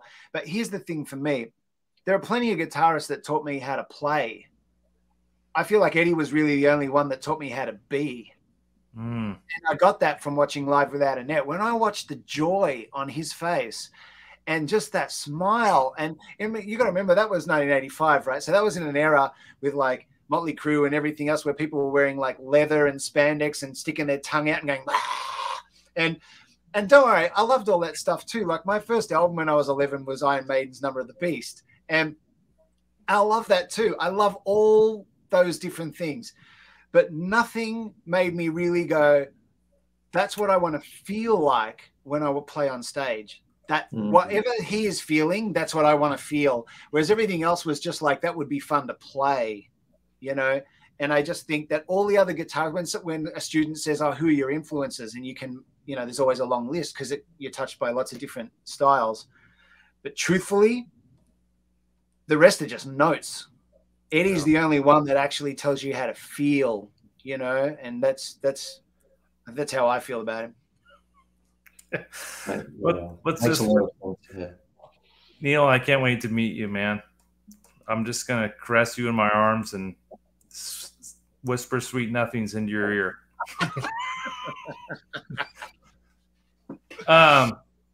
Andrew, as we're tailing off and at the end of the show, should we talk about the show in 2 weeks?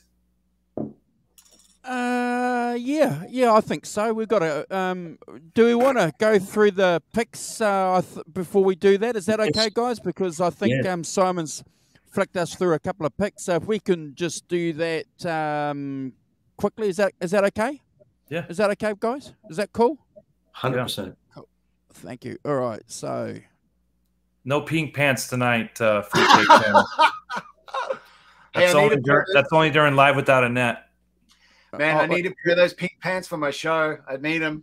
I'll send them your way. I'm looking for an excuse to get rid of them. I hope you wear medium. We're going to debut. We're going to debut Halen Ville's video at the end of the show, so you might see some pink pants on the end of that video. So hold on, guys. So we'll flick up some pics, Simon, and you can talk about them quickly if that's cool. Yeah. Oh, look at that. Oh, okay. So I've been touring the last, well, pretty much during lockdown. Whenever we're allowed in Australia, I've been playing with Daryl Braithwaite, who's just such a joy to work with, and an incredible singer. Goes all the way back in Australian rock history to the 70s, and with Sherbet. And yeah, really, really fun gigs. Awesome, wonderful human being. And awesome. Like I was saying before, all the songs are really just happy 80s, 90s, and some 70s, like joyous songs, and you just get a crowd of smiling people, and that's why we do it, isn't it? Oh, okay. The guys at Maton Guitars, who most people will probably know for their acoustics, and Tommy Emmanuel plays them, and Colin Hay and a bunch of other people, and I do too. They're based here in Melbourne. Their factory's here in Melbourne. But they built me a line of bespoke electric guitars, which wasn't really in their wheelhouse, but they did it anyway, which I was so honored by. And so that one you're looking at there is the one that I played with all that prog rock Virgil Donati stuff, which is a Lamborghini yellow 7-string.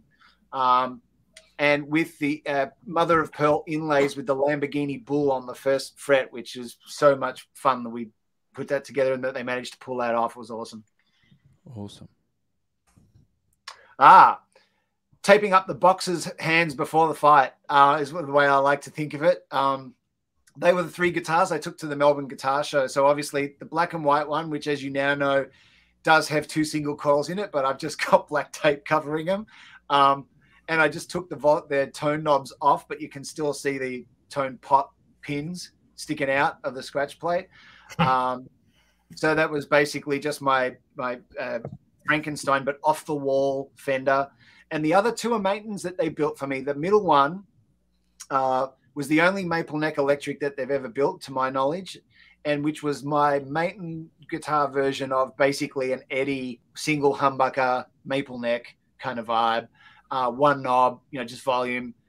Plays awesome, sounds awesome. That was there primarily as a backup. I was planning on using it for the non-tremolo tunes on the record, like, Running with the Devil and some of the other ones. But in the end, because we didn't get the sound check like we talked about and all those other things, the real truth of it is I was just too frightened to let go of the guitar that was staying in tune. That's all it was. I was planning on using the other ones, but I was too scared, basically. I was like, this one's working, just keep it on. The stripes and the maple neck on that single cut's badass. Oh, yeah. And awesome. I just put a couple of quick stripes on it just to kind of eddy it up a little. That's cool. That's the cover of the Men at Work live in Brazil. So when I was, I played with them on and off for about 8 years, I guess, in the late mid-90s.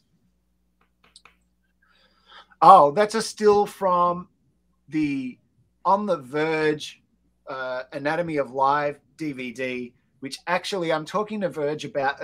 I think it's still pretty much only available on DVD, which we're both agreeing is in this day and age is probably a little bit crazy. We should just put it up on YouTube or something. So I'm talking to Virgil about that because I think that there's like a 4-minute promo of the show that sort of is a cut and paste of different songs that people like. But I just think people would like to see the whole thing at this point,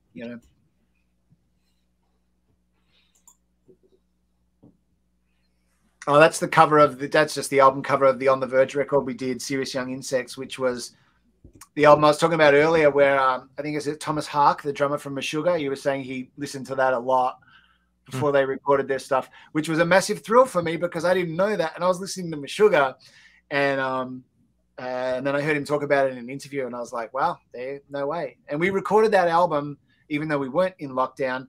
We didn't do it live. We recorded the keyboard player, Phil Tercio, programmed up with programmed drums all the songs. And then me and the bass player, every Petey's, we put down our parts at our own home studios and then sent it all to Virgil in LA, and he put his drums down, and that was the album. That's just a promo poster for the Racer Axe tribute thing that we did a couple of shows here in Melbourne, and we headlined the Melbourne Guitar Show that year, which I think 2017. I think it was 2017, but and that was a blast, and that was, man, that's really hard playing that stuff live in front of people, and it was outdoors and it was freezing cold. It was probably 10 degrees Celsius, so whatever that is in Fahrenheit, I don't know. I'm sorry, but it was really cold. Oh, that's just just a random that I threw in for you, Andrew. Is the other side of my life, which is I love car racing and Formula One. So that's just wow. That's just me getting in a single seater to burn around Sydney racetrack for a while. Awesome. How fast? How fast were you cranking that baby? Well, I think they thought I wasn't fast enough because when I got out, they offered me another go. And at the time, I thought, oh, they must think I'm really good and that I should, I'm so good that I should probably have a second crack at it, see if I can get the top time of the day or something like that. I think it was pretty much that they just thought, dude, you should get in again and give us more of your money because that was really slow. So anyway, I think that's probably not as fast as I thought. That's just a wall in my studio from not that recent, actually, because one of those guitars I don't have anymore, the Ferrari red one, which was fun to build. So we actually contacted Ferrari in Melbourne and got the paint code and painted actual Scuderia red with a Ferrari yellow humbucker and a 12th fret inlay in pearl that says 458, which was fun. But I had some issues with it in the end, so I couldn't hang on to it, unfortunately. But yeah, awesome. Some acoustics. Actually, there's an electric nylon in there by Rick Turner Guitars, and they're California. I think if they're in the same place, they're not that far out of LA. But when I was staying in LA for a while, I went down there and I ended up I played one of their electric nylon strings, and because I grew up playing classical guitar, I loved it so much I bought it. The middle one or the lighter color? The lighter color, the one that's second from the left. Yeah. It's the weird looking Mongolian thing. Is an awesome. Electric Rick Turner, and it's actually what I used on the Little River Band tour to play some classical stuff. Awesome. There's the studio. Yeah, that's a studio. That's from a while ago, so it's got some new bits and pieces now and some new carpet and different things. But yeah, that was when I first put it together. Looks good, man. The console, nice awesome. And tight. Yeah, it's simple and small. It's like so the console is flying faders, but it's what do you call it? It just hooks up to Pro Tools. There's no actual analog sound electronics in there, and then just a few outboard things, like a 1176 and a Pultec style EQ, and just one of each good analog valve thing just to warm it up a bit. Badass. That is an album plaque photo from the Dead Daisies, who have actually ended up playing around a lot. But when they first began, their first single featured Slash, because John Stevens, who I was working with, and Slash, back when Guns N' Roses first took a hiatus, I think in the late 90s, like maybe 1999. Someone will know if I'm right or wrong. Where John and Slash were hooking up in LA and writing all this stuff, and they were going to release an album together, and that didn't come to fruition. But when John formed the Dead Daisies, who was their original singer, he took a bunch of maybe one or two of the songs that he wrote with Slash, and the first single, Lock and Load, was a song with Slash that I co-produced and arranged and engineered at my place.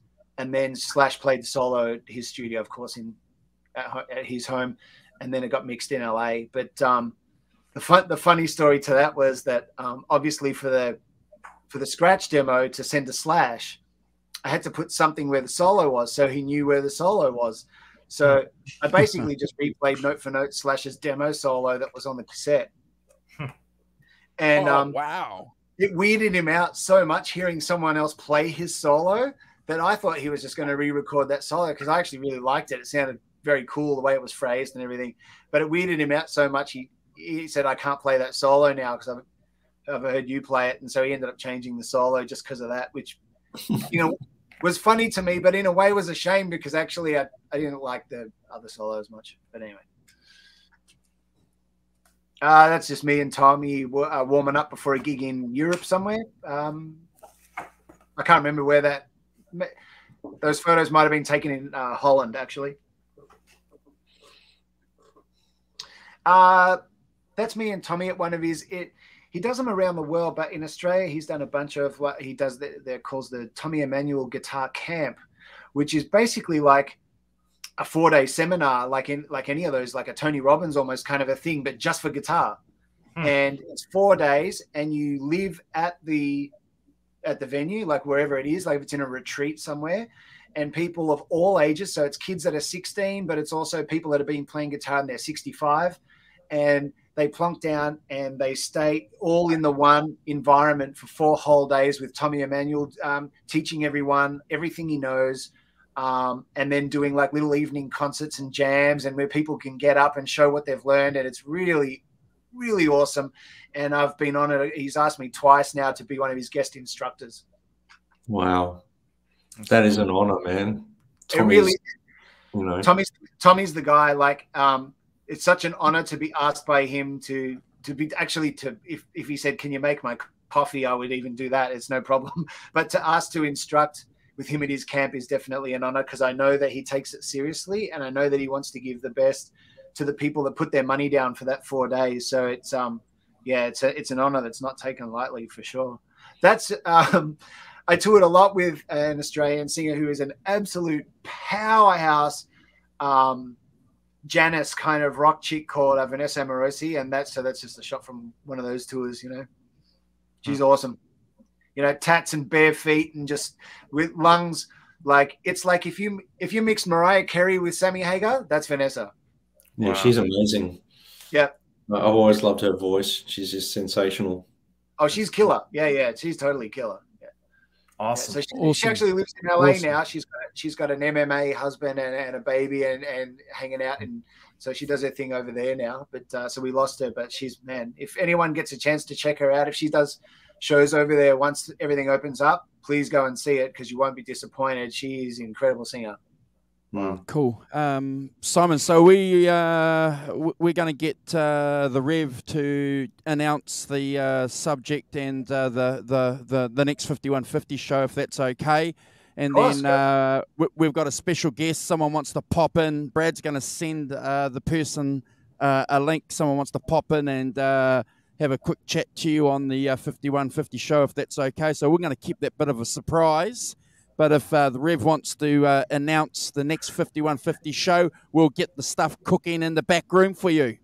Yeah, in 2 weeks. So not next week, but the week following, since we do this every fortnight, we're going to have a gentleman who spent almost a year at 5150 Studios in 2004 and 2007. He actually lived in the studio for 7 months. Mr. Andrew Bennett from Eruption in the Canyon. He's going to join us and let us interview him, talk about his time hanging out with Eddie, hanging out with Sammyhagar, hanging out with David Lee Roth, Alex, Eddie, Wolfgang. If you guys don't have this book, he's got a new pressing coming out September 1st. But there's some unbelievable photos in this thing. If you ever want to be a fly on the wall, here you go, Simon. Hold on. There's the 5150. If you ever wanted to be a fly on the wall in the studio during rehearsal and band preparation, this is the book to get. He talks about everything from, Eddie's setup to David Lee Roth showing up with his personal engraved microphone to Don't tell them. Don't tell them. This is what we call a teaser, Andrew. Oh, okay. Right.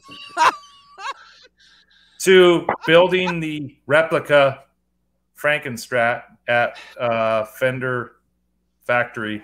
Andrew Bennett's going to join us for 3 hours to let us grill him just like we grilled you, like a hot dog on a hot charcoal grill.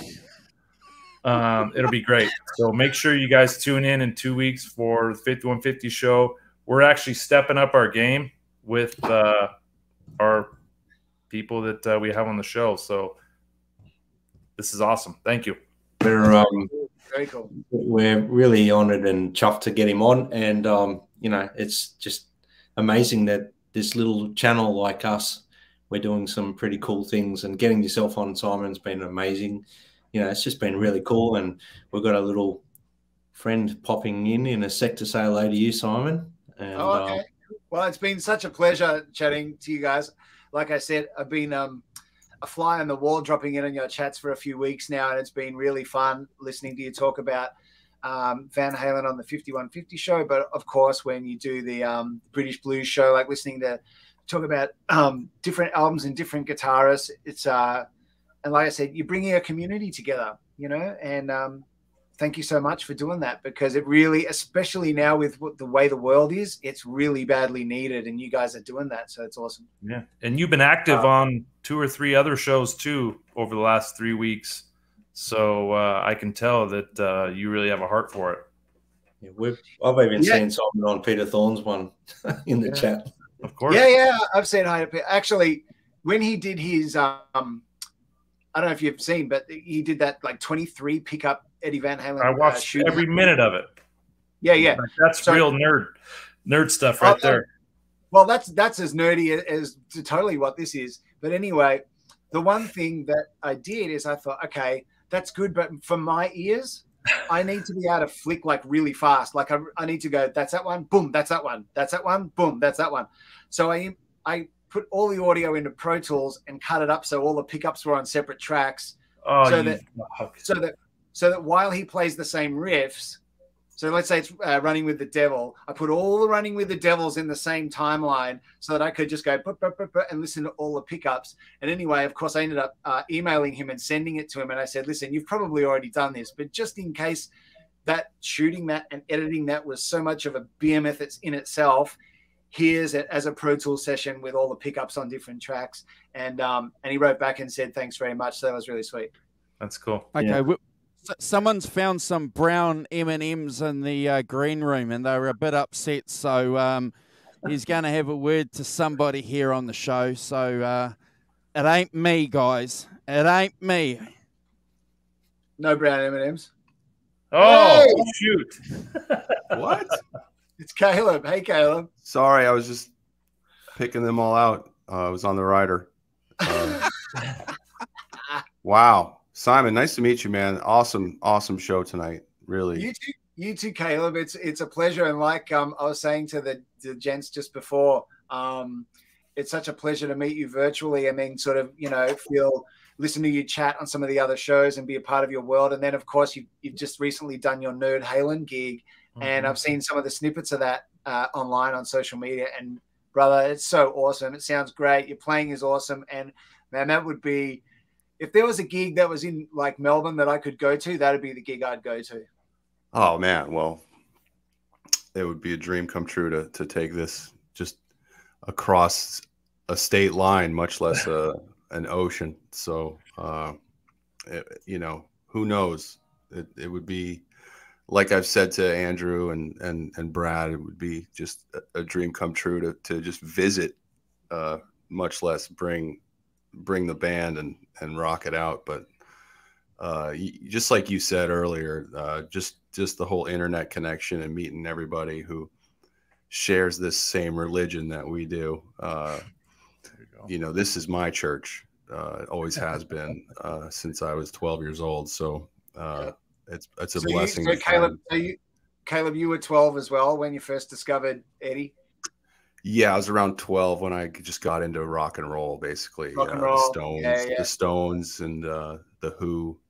It seems to be the age, doesn't it? It's around 12. Seems to be the. You know, it all ties to you know, how do I get girls?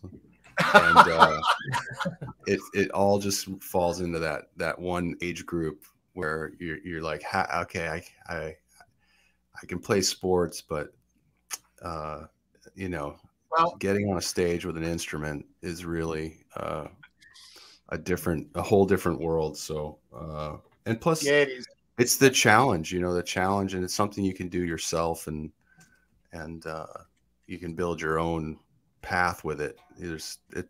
It becomes a team sport when you get with other cats and play, but it's really, you know, the thousands of hours in your own room by yourself are really where you make yourself, you know, the person you're going to be, you know, if you're going to be you know, a musician or a guitar player or a drummer or whatever, it's how you bond with your instrument. So, but dude, I mean, I remember my inbox just flooding with links to your gig.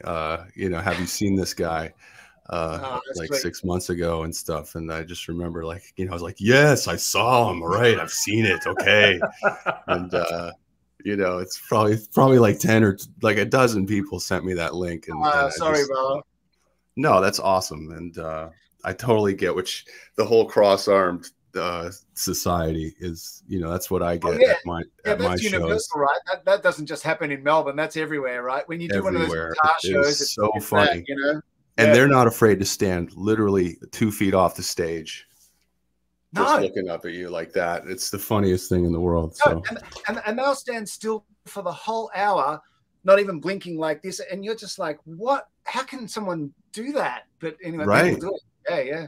What are you thinking? You know? Yeah, what am I doing to you to make you stand like that? But I think sometimes they love it, but they don't know how to express it. There was one time I had a guy standing in front of me for a whole show like that, and when I finished the show, I thought, if he comes up to me while I'm packing up, I am going to punch him out.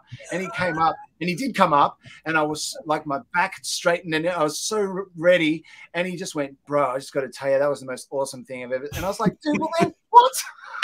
Then smile, you know? Yeah, you actually made me hate that hour. Thank you very much. I'm thinking you're going to shoot me, you know? Yeah. That's right. That's funny. Andrew just reminded me, we played a show at the Viper Room in December of 2019, and there was only 40 people there. It was 8:30 on a Wednesday night, and I look out at the second song of the set, and I look out just right, you know, 8 feet off the front of the stage, in the middle, is a guy standing there looking right at me, with his glasses on, and I'm like, I look again, and it's Rivers Cuomo from Weezer. Oh, right. And like, it must have been Everybody Wants Some, I think, is our second song. And I just was like, holy shit. And he's burning a hole in me. And I just remember just knowing he was there the whole rest of the set, and just, you know, didn't move. He was one of those people, just folded arm, and then gone into the night, didn't stay around afterwards to say anything. I think he was just trying to, you know, recon our product because of what he was doing with Van Weezer and the album that was coming for them and whatnot. So he was doing recon and but it was very surreal. But anyway, I mean, there's a lot of interesting people in this industry, and I just love cats that nail it, and it's just refreshing to keep seeing new ones come along that I don't know about. So, you know. Well, it's been refreshing for me too, for actually, just so you know, that a lot of people have been saying, man, if you haven't seen Caleb doing his Nerd Halen thing, and at first I hadn't put a visual to you, of course, right? So I didn't really, I was like, Nerd Halen. It doesn't sort of rhyme. Like, you know, like most Van Halen tributes will have like some sort of take so that it sort of rhymes. But then when I saw you guys, I was like, man, I love that. That is awesome. That is perfect. And yeah, from what I've seen of the gig that you guys just did and your little video clips on Insta and stuff, it sounds killing. I wish I was there. It must have been fun to play again. Oh my God. Yeah. I mean, stressful, but fun. Yeah. I need a tech. I'm too old for this shit. So I'm champion. I would do it.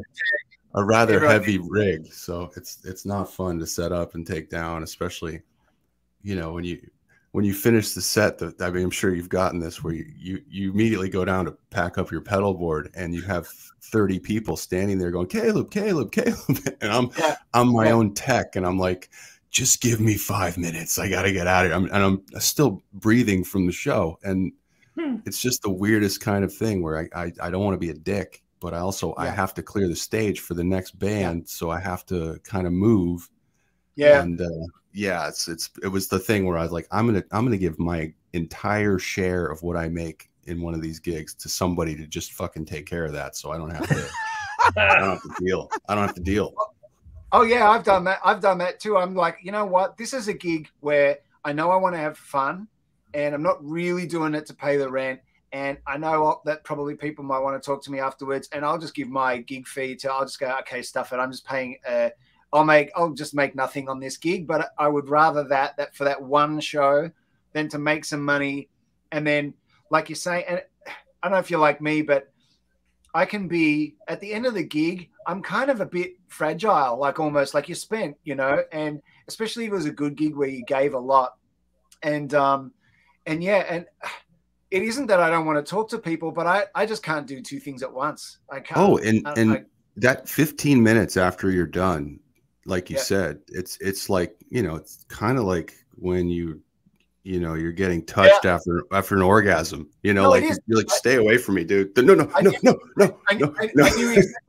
exactly you were going to say that. I knew you were Don't touch it. So it actually is exactly like that. When you've done a show like that, which is something that isn't just complicated and kind of, hard to do, but it also is meaningful in your heart. Like playing that music for all of us, that's meaningful to us. It isn't just like playing I Love the Nightlife, And so it is like you're too sensitive to be touched for a little while after that. And I just want to sit in the band room with the guys in the band and have a drink for 10 minutes. And then I'll go out and pack up and roll up my cables and talk to whoever. But right in that moment, it's like, please don't talk to me for 1 second, Yeah. But no, I know exactly what you're saying. Yeah. Don't touch me there right now. Yeah, it's exactly that. Exactly. So, but I'd love. I mean, we're not here to talk about me, but it's a lot of fun, and I've told the guys on the show that it was the invention is necessity part. Like I couldn't do the wigs and tights part. I'm a rather tall guy, and it just wouldn't look right. I don't play the Eddie part visually really well. So I had to come up with something different. And can I just tell you, I love the way that you do it. And I think it's an amazing solve to a problem that's probably the same for a lot of people. And the same thing when we were asked to do the Melbourne Guitar Show, we just knew straight away. It's like, we're not doing the wigs and the tights and stuff. So if people don't like that, I don't know really to say. We just thought, we'll just go up and we'll be us and we'll wear our jeans and whatever else. I mean, obviously Dave Bowers, our singer, is pretty flamboyant when his alter ego Eugene comes out anyway, because he does his cabaret show on a Monday night.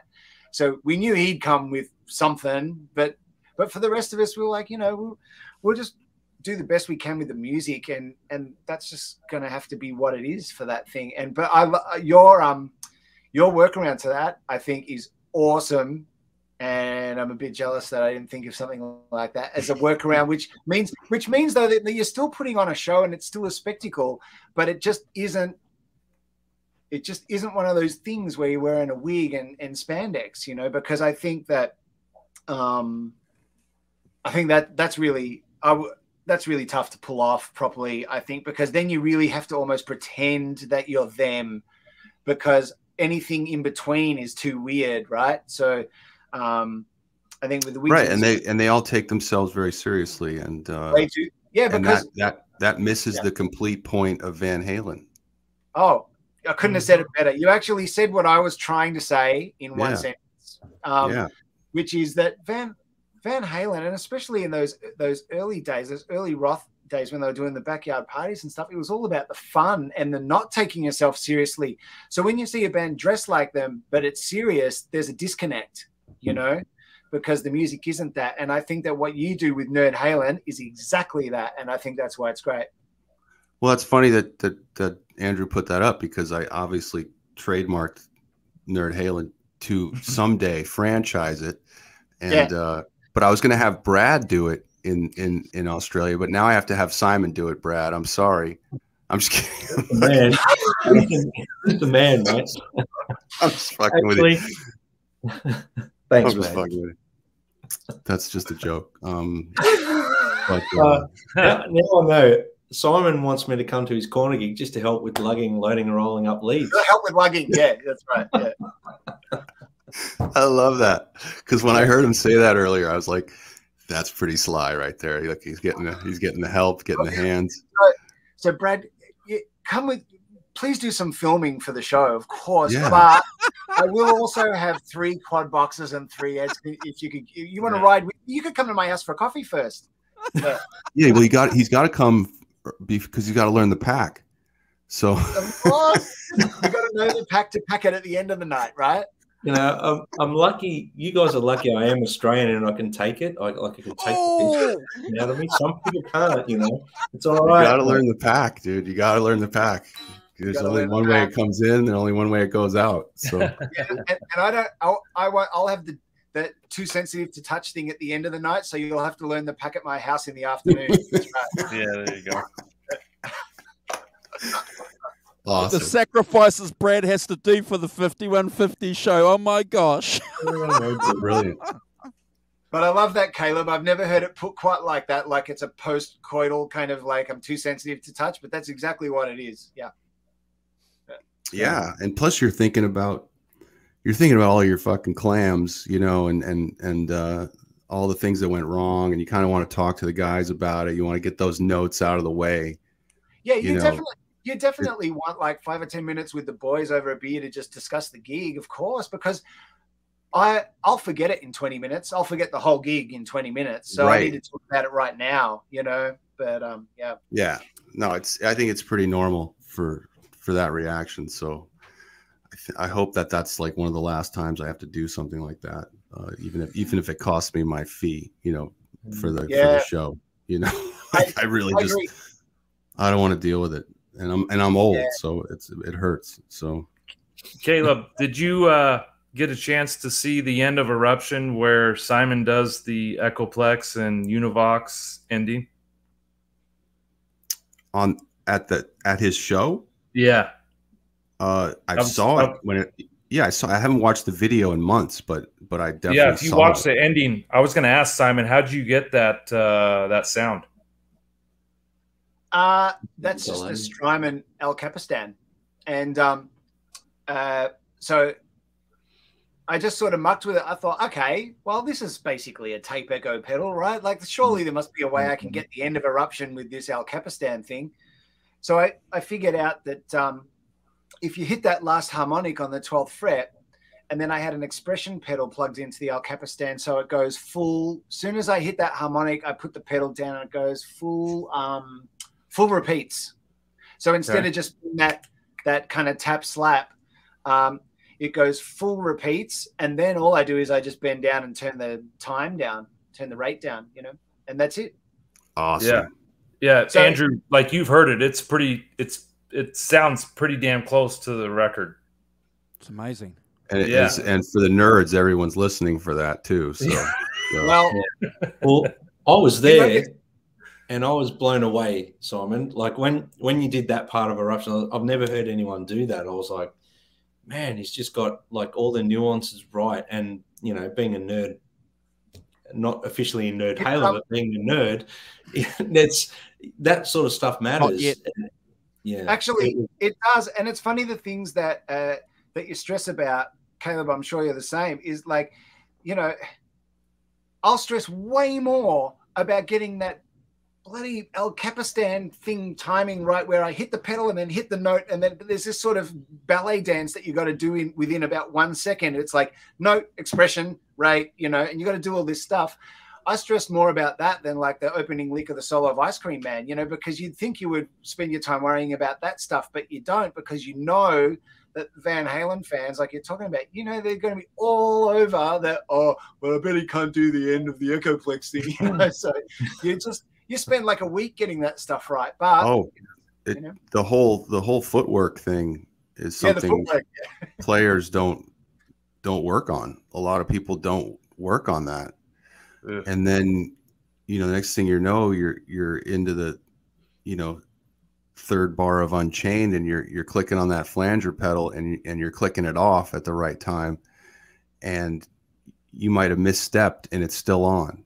Yeah. But then you still have to stay in time with your drummer on the rhythm while you're trying to figure out, is it on or is it off, because your foot is covering the light because it's resting there. You know what I mean?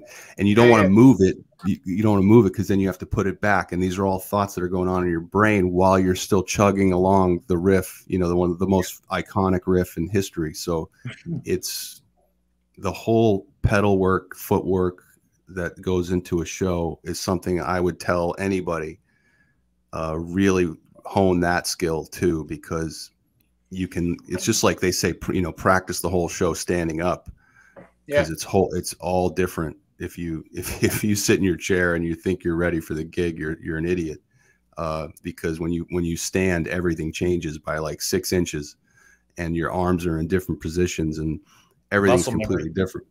And the same thing goes with hitting pedals. You know, like I'll shy away from hitting pedals just because I don't want to have to deal with that shit, because I want to nail my parts, and so I'll say, you know what, fuck the phaser on this part.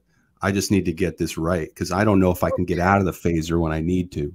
And it's so like, and these are things going on in your brain while you're trying to do a show, and it's crazy. There's a lot of things I've yet to learn and even get close to getting good at, you know, with the limited amount of shows we've done. We've only done like a dozen shows, and you know, this is all relatively new to me. I'm late to the game. Like I haven't really been in a band. You know, this is the only band I've really been in is the last couple of years, and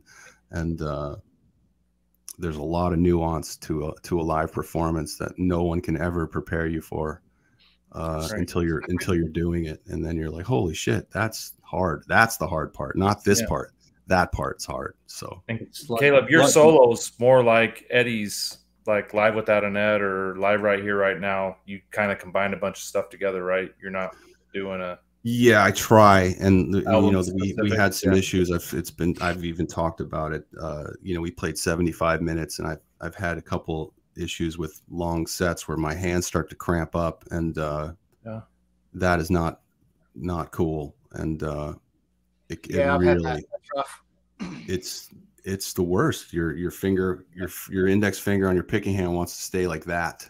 Like it just locks like that, and you know,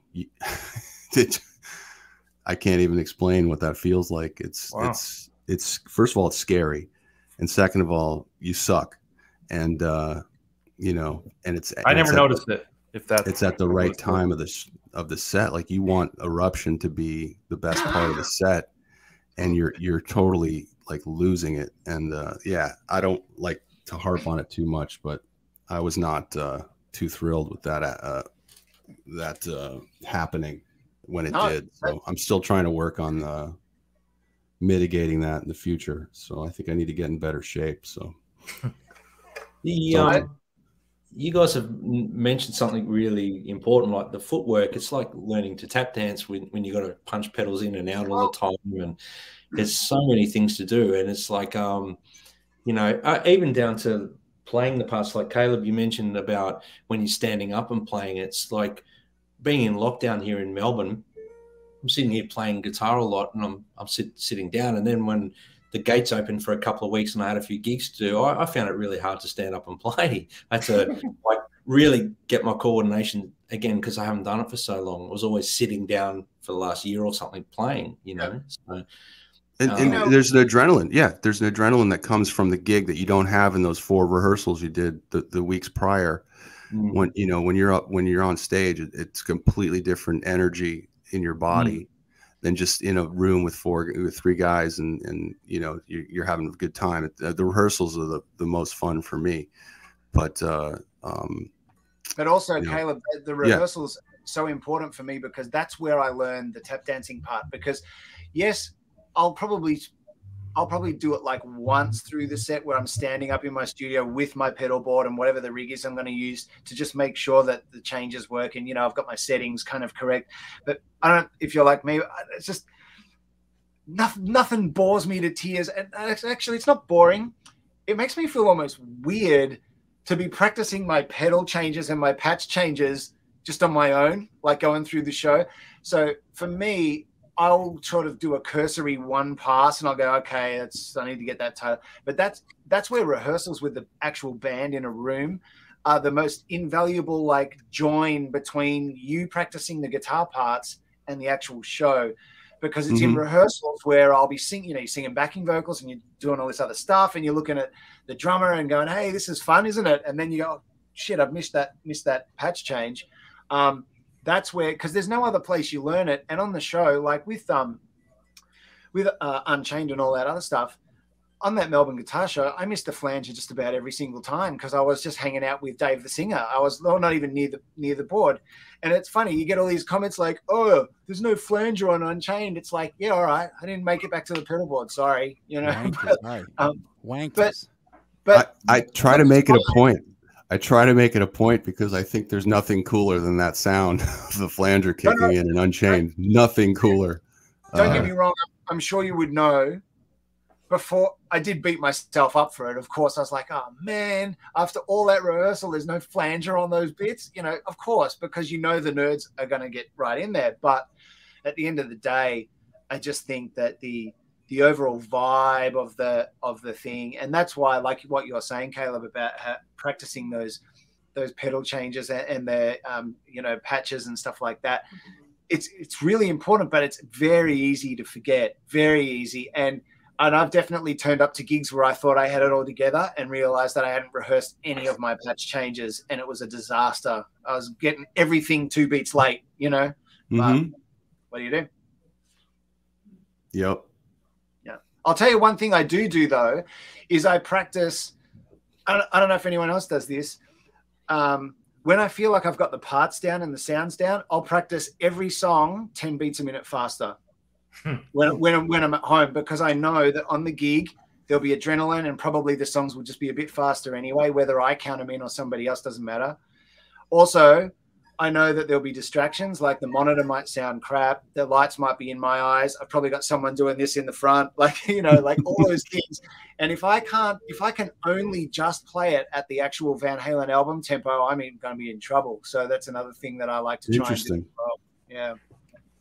Yeah. I mean, it feels awful at the time because the songs don't always groove that much faster, but I like to just see if I can do it just so that I know that when it comes to the gig, I've got a sort of a buffer zone, That's cool. Yeah. Wow. Thanks. Actually, one other thing, talking about, was it you, Caleb, that was saying that, that 6 inches difference when you're standing to your sitting? One of the things that drove me crazy when I was in my 20s was that I would practice. It's when I was doing all those prog rock things with Virgil Donati, I'd practice and there'd be all these weird keyboard lines I had to learn and all that stuff. And it was always fine until I got to rehearsal and I was like, why can't I play it now? And I realized it was because I'm standing now. That was like the wrist in your left hand is in a completely different position. So now I always, even though it's sort of weird, I always practice with the guitar on my left leg, not my right leg, because if you put it on your left leg and then stand, it's in the same spot. Or like, you're close enough to the same spot. Closer, yeah. Yeah, whereas when you put on your right leg, the headstock's right near your face, whereas at a gig, it's not. It's way out there.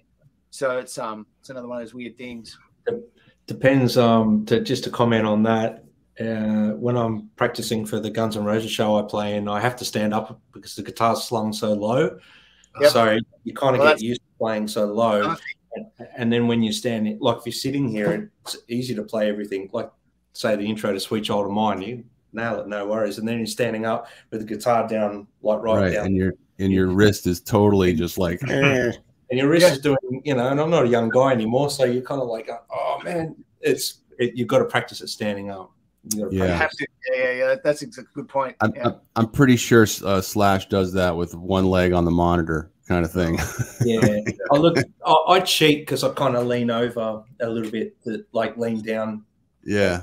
I stand up straight. I kind of lean down, so there's less on my wrist, because I think a lot of that comes the fluid part of playing those sort of intricate parts, like, you know, signature parts that people want to hear perfectly. You have to.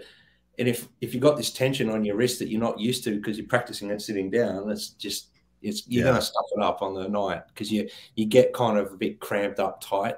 So for me, I agree with you guys totally. You need to actually probably, like, dress rehearsal, even at home. Like, I set up my pedal board to stand up in front of my marshals.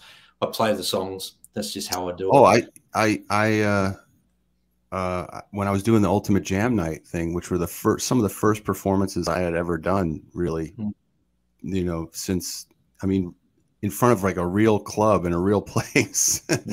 So I would stand up in front of my desk and literally just visualize the audience and everything at the Whiskey, and you know, the stage and where I was standing, and I would just go through those two songs or whatever I was playing that night as if I was on the stage doing it, so that when I was doing it, it was a lot like the visualization. And dress rehearsal, very important to do something like that. I think that helps so much to actually go through it and just kind of put yourself in that mode, because, you know, you want to experience the live part of it as much as you can, but let's face it, we're performers, and you have to do your part, and your part doesn't allow you to watch the show.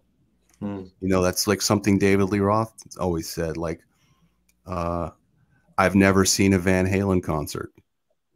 You know, he's said that, and it's like, he's right. He's never seen one. Because he is the concert. And when you're on stage doing this, you need to be focused on what you're doing, especially these parts. I mean, it's not, of course it's not easy, but it's a lot easier to fuck it up and to make it sound like shit than it is to even get close to what it really sounds like. You're riding an edge of, you know, you're honoring the king, and you're trying to make it all work with three other guys or two other guys in the band that you have to lock in with. That's a whole nother part of the ball game that people don't even think about.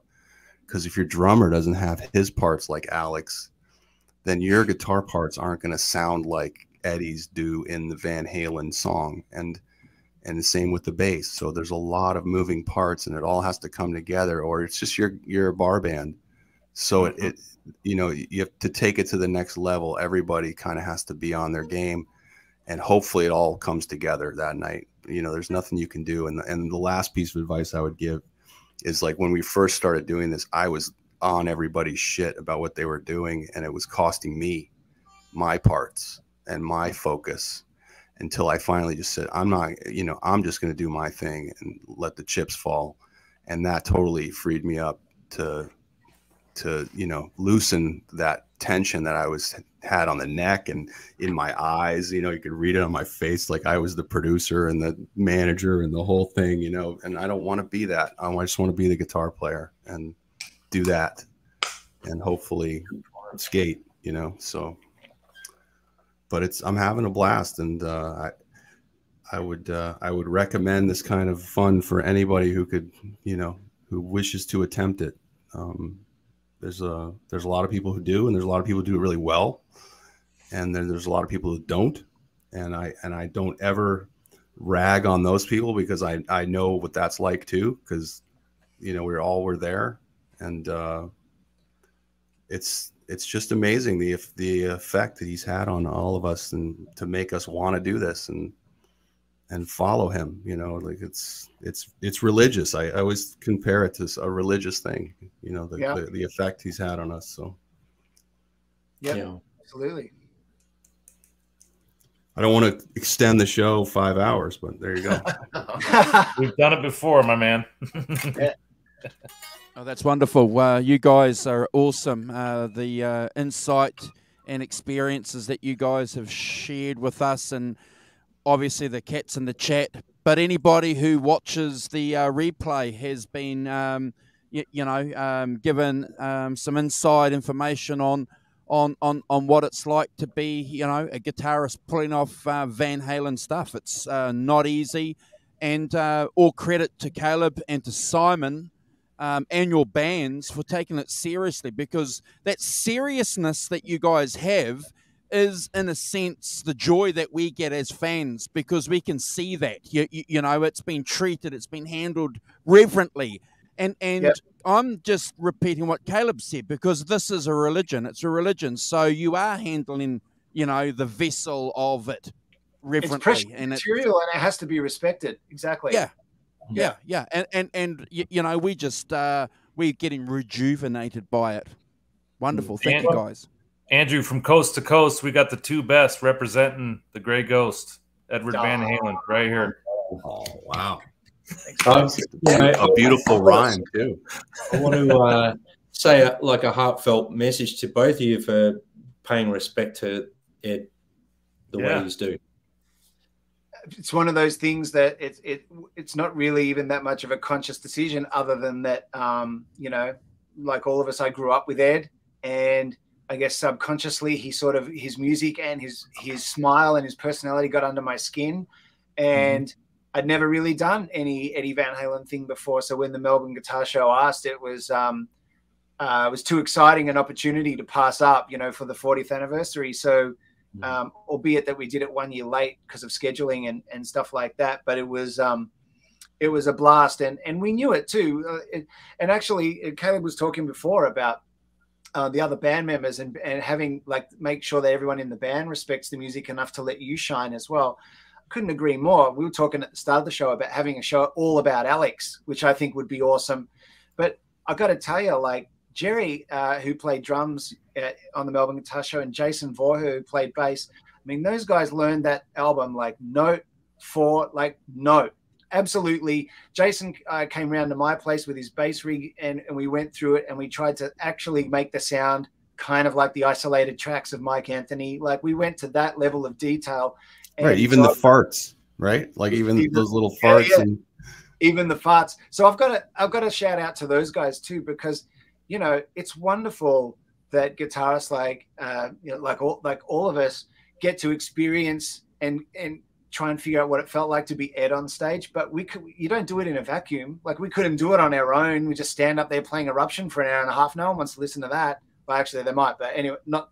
But only Eddie doing it, you know.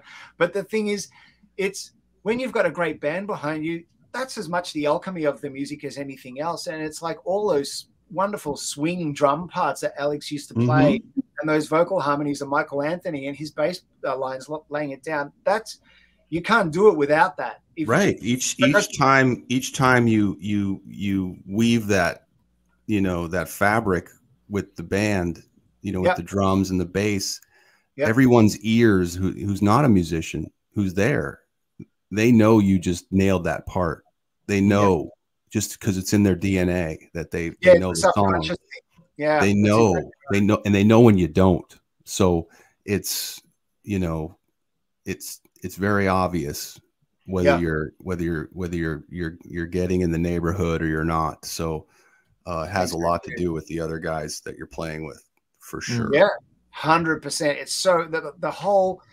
It's that, you know, the whole is greater than the sum of the parts axiom, you know, and it's totally true, especially with Van Halen, probably more than a lot of other 80s rock bands. Like, if the drums aren't right, and the bass is not right, and the vocal harmonies aren't right, then it's not right. It doesn't matter how you do the guitar parts, right? You know, it's always, I've always said that the right arms of the two Van Halen brothers are the most connected things in the history of music, and that's the secret to the sound. Eddie's right wrist and his striking, Alex's right hand and what he's doing. They're on a chain. I'd love to see like a side by side of them striking each of their notes, and just to see how perfect that is. You know, it'd be wonderful, wouldn't it? It'd be really great. In fact, I can't remember, but it was on one of the chats. Somebody said, which is one of the best things I've ever heard about guitarists, but especially about Ed, is your left hand is what you know, your right hand is what you feel. And I was like, wow, that is so true, you know? Yeah, and Satriani said, you know, he has the best right hand to ever play rock guitar, period. Satriani does, or Ed does? He said that about Ed. So about Ed, yeah. You know, we're talking about the greatest right hand, you know, strum hand to ever, you know, and you know, everyone talks about leads and tricks. I mean, his rhythms and his muting, and you know, the control he had on all his striking, you know, it's like ball striking in golf. You know, it's just pure. Oh, yeah. There's no one better at you know, effectuating a sound on a guitar, a rock guitar, than him. You know, and it's all, it all comes from his right hand, and then he's busy, you know, retuning the guitar on the left, you know, in flight. You know, it's crazy shit. So yeah, they're like jump rope. You know, him and Alex were on one end of the rope, and you know, David Lee Roth and Michael were in the middle. Oh, that's a good metaphor. Absolutely. You know, and you know, maybe I can speak for everyone with this, but I almost feel like it's a shame sometimes that the public gets so fixated on Eddie soloing, because the real truth for me is you could take every one of his solos out of the Van Halen records and I'd still love Van Halen. Mm-hmm. You know, I couldn't care less. The rhythm playing, like Caleb's saying, is so good, and his tone is so good that I could just listen to that. I could listen to him start up Beautiful Girls all day long. I couldn't give a little stuff about the solo almost. You know, it's or the verse riff, just the groove and the verse riff of that song. How good is that? The way him and Alex and Mike just lay that, that I can listen to that. And if that song had no solo, like people talk about, why can't this be love has no solo? Like, it's strange. But the thing for me is it's stranger that people think that that's strange, because it's just a song. You know, it doesn't need 30 seconds of flash to make it better. It's just a song, you know. So yeah, that verse groove in Beautiful Girls, man, I'll just listen to that. There's half the record for me right there, you know. Yeah, I agree, guys. I thought with Ed's playing, it's more about his rhythm, and he's got, you know, even as you demonstrated, Simon, he's rhythmic with his solos, you know. So, but his rhythm playing, you know, all through Van Halen, for me, that's what really captured me, was the drumming and the interplay between the guitars and the drums. That was so tight, and the beats and the rhythms were all cohesive. They were together. There was nothing ever standing out. The solos are just like adding, you know, salt to your, you know, or parmesan cheese to your pasta. That's all the solos are really to me. Everything else is the meat and the pasta of it, you know. So. And he's doing all that with a smile. I mean, I'll play the riff to Dirty Movies, and it cries stank face. You know, you have to have stank face when you're playing. You know, but he's just going, you know, he's just smiling, and we're going, you know, like, oh my God, what am I doing here? It's amazing shit. Oh yeah. I could talk about it for weeks and months and years till my passing. Yeah. Well, you always have an invitation, Caleb, to join the 5150 show. All you got to do is shout out. You've got a permanent home here anytime. Yep. Love it. Yep. And yeah, I'll take the opportunity to thank Simon again for your time today, mate. And you're welcome, guys. It's been a pleasure. Fellow Melbourne guy, so it feels good to have someone close to home on the show as well. And even though you and I, Brad, are both in Melbourne, we still can't see each other because of lockdown. It's so strange. It's crazy. But can you guys go shopping? Oh yeah, we're allowed to shop with masks and stuff. But like, for example, Brad and I would, even one-on-one, would technically not be allowed to get together for a coffee. Yeah, so it's like you that. can't meet at the guitar shop, and the guitar shops are shut, mate. Yeah, they're shut. Okay, but not essential business. But what you could go to Brad's place and have a beer with him. No, Not really. No, he's not meant to be. No. no. oh man, Caleb and I, we'd be going against the grain on that one. Really? That isn't to say that we might not go against the grain on it, but but legally we would not be allowed. That's right. Let's just say if there's any police officers watching or anyone from the Vic government or anything like that, we're not doing it. No, we're not going to. No, we're not. And actually, Andrew, I saw you put John's message up. John, another fellow Melbourne guy. Thanks for watching, brother. Thanks for your friendship over the last couple of weeks. John's awesome. But Simon, we will catch up at some point. Yeah, we will. We will. For a beer. Yeah, definitely. I'd say Simon should be a regular. I'd say Simon should be a regular. There's too much going on there. There's so much to talk about.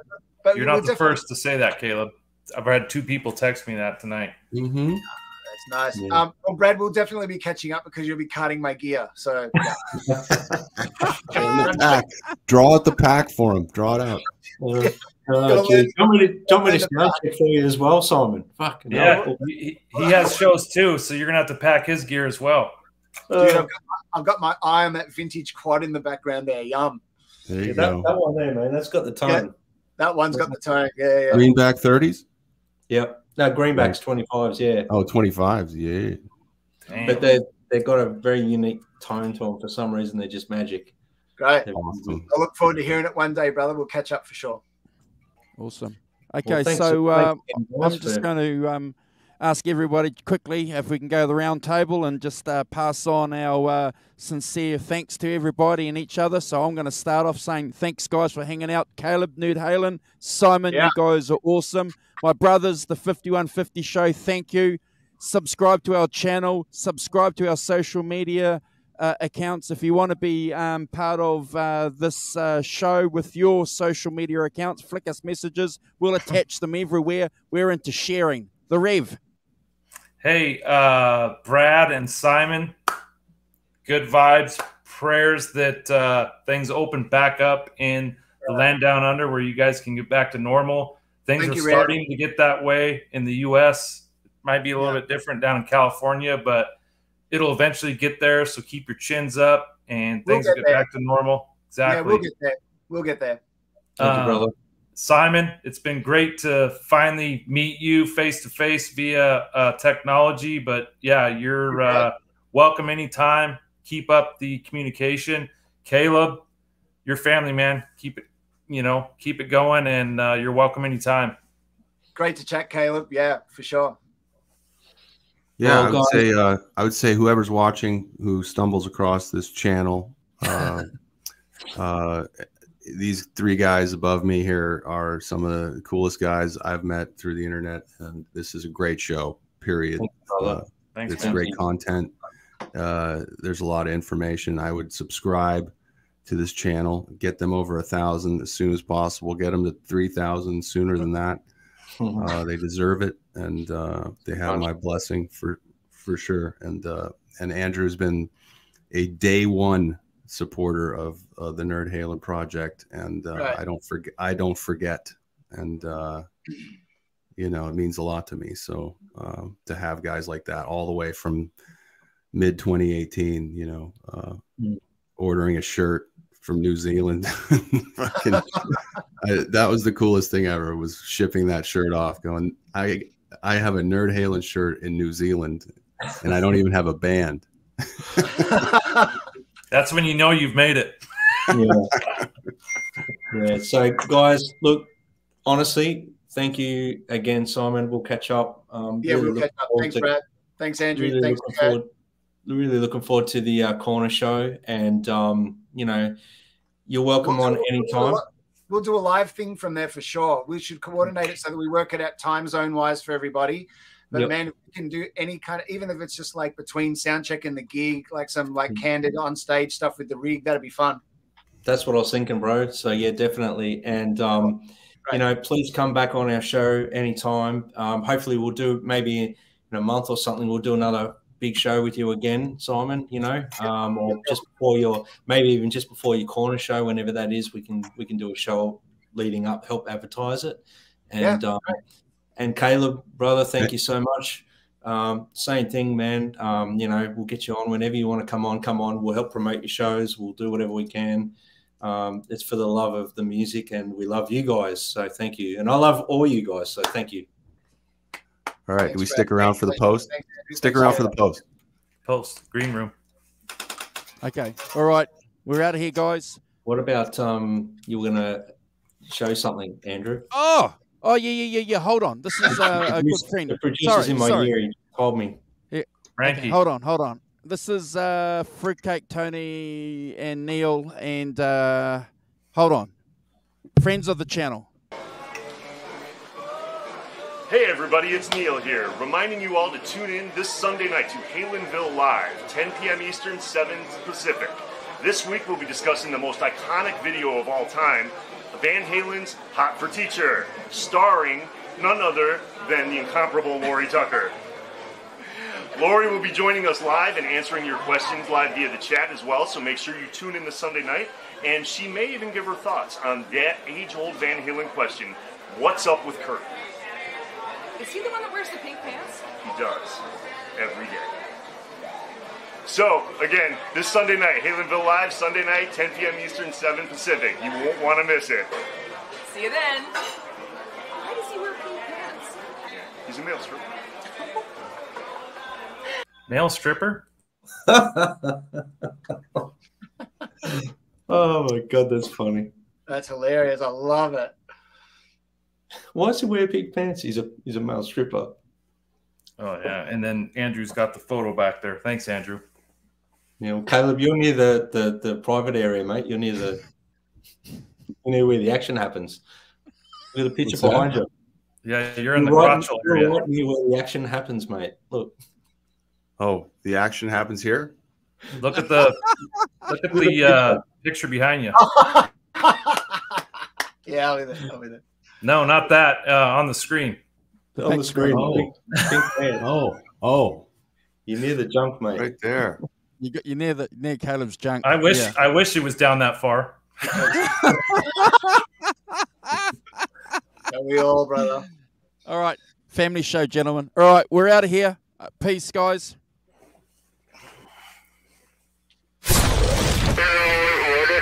This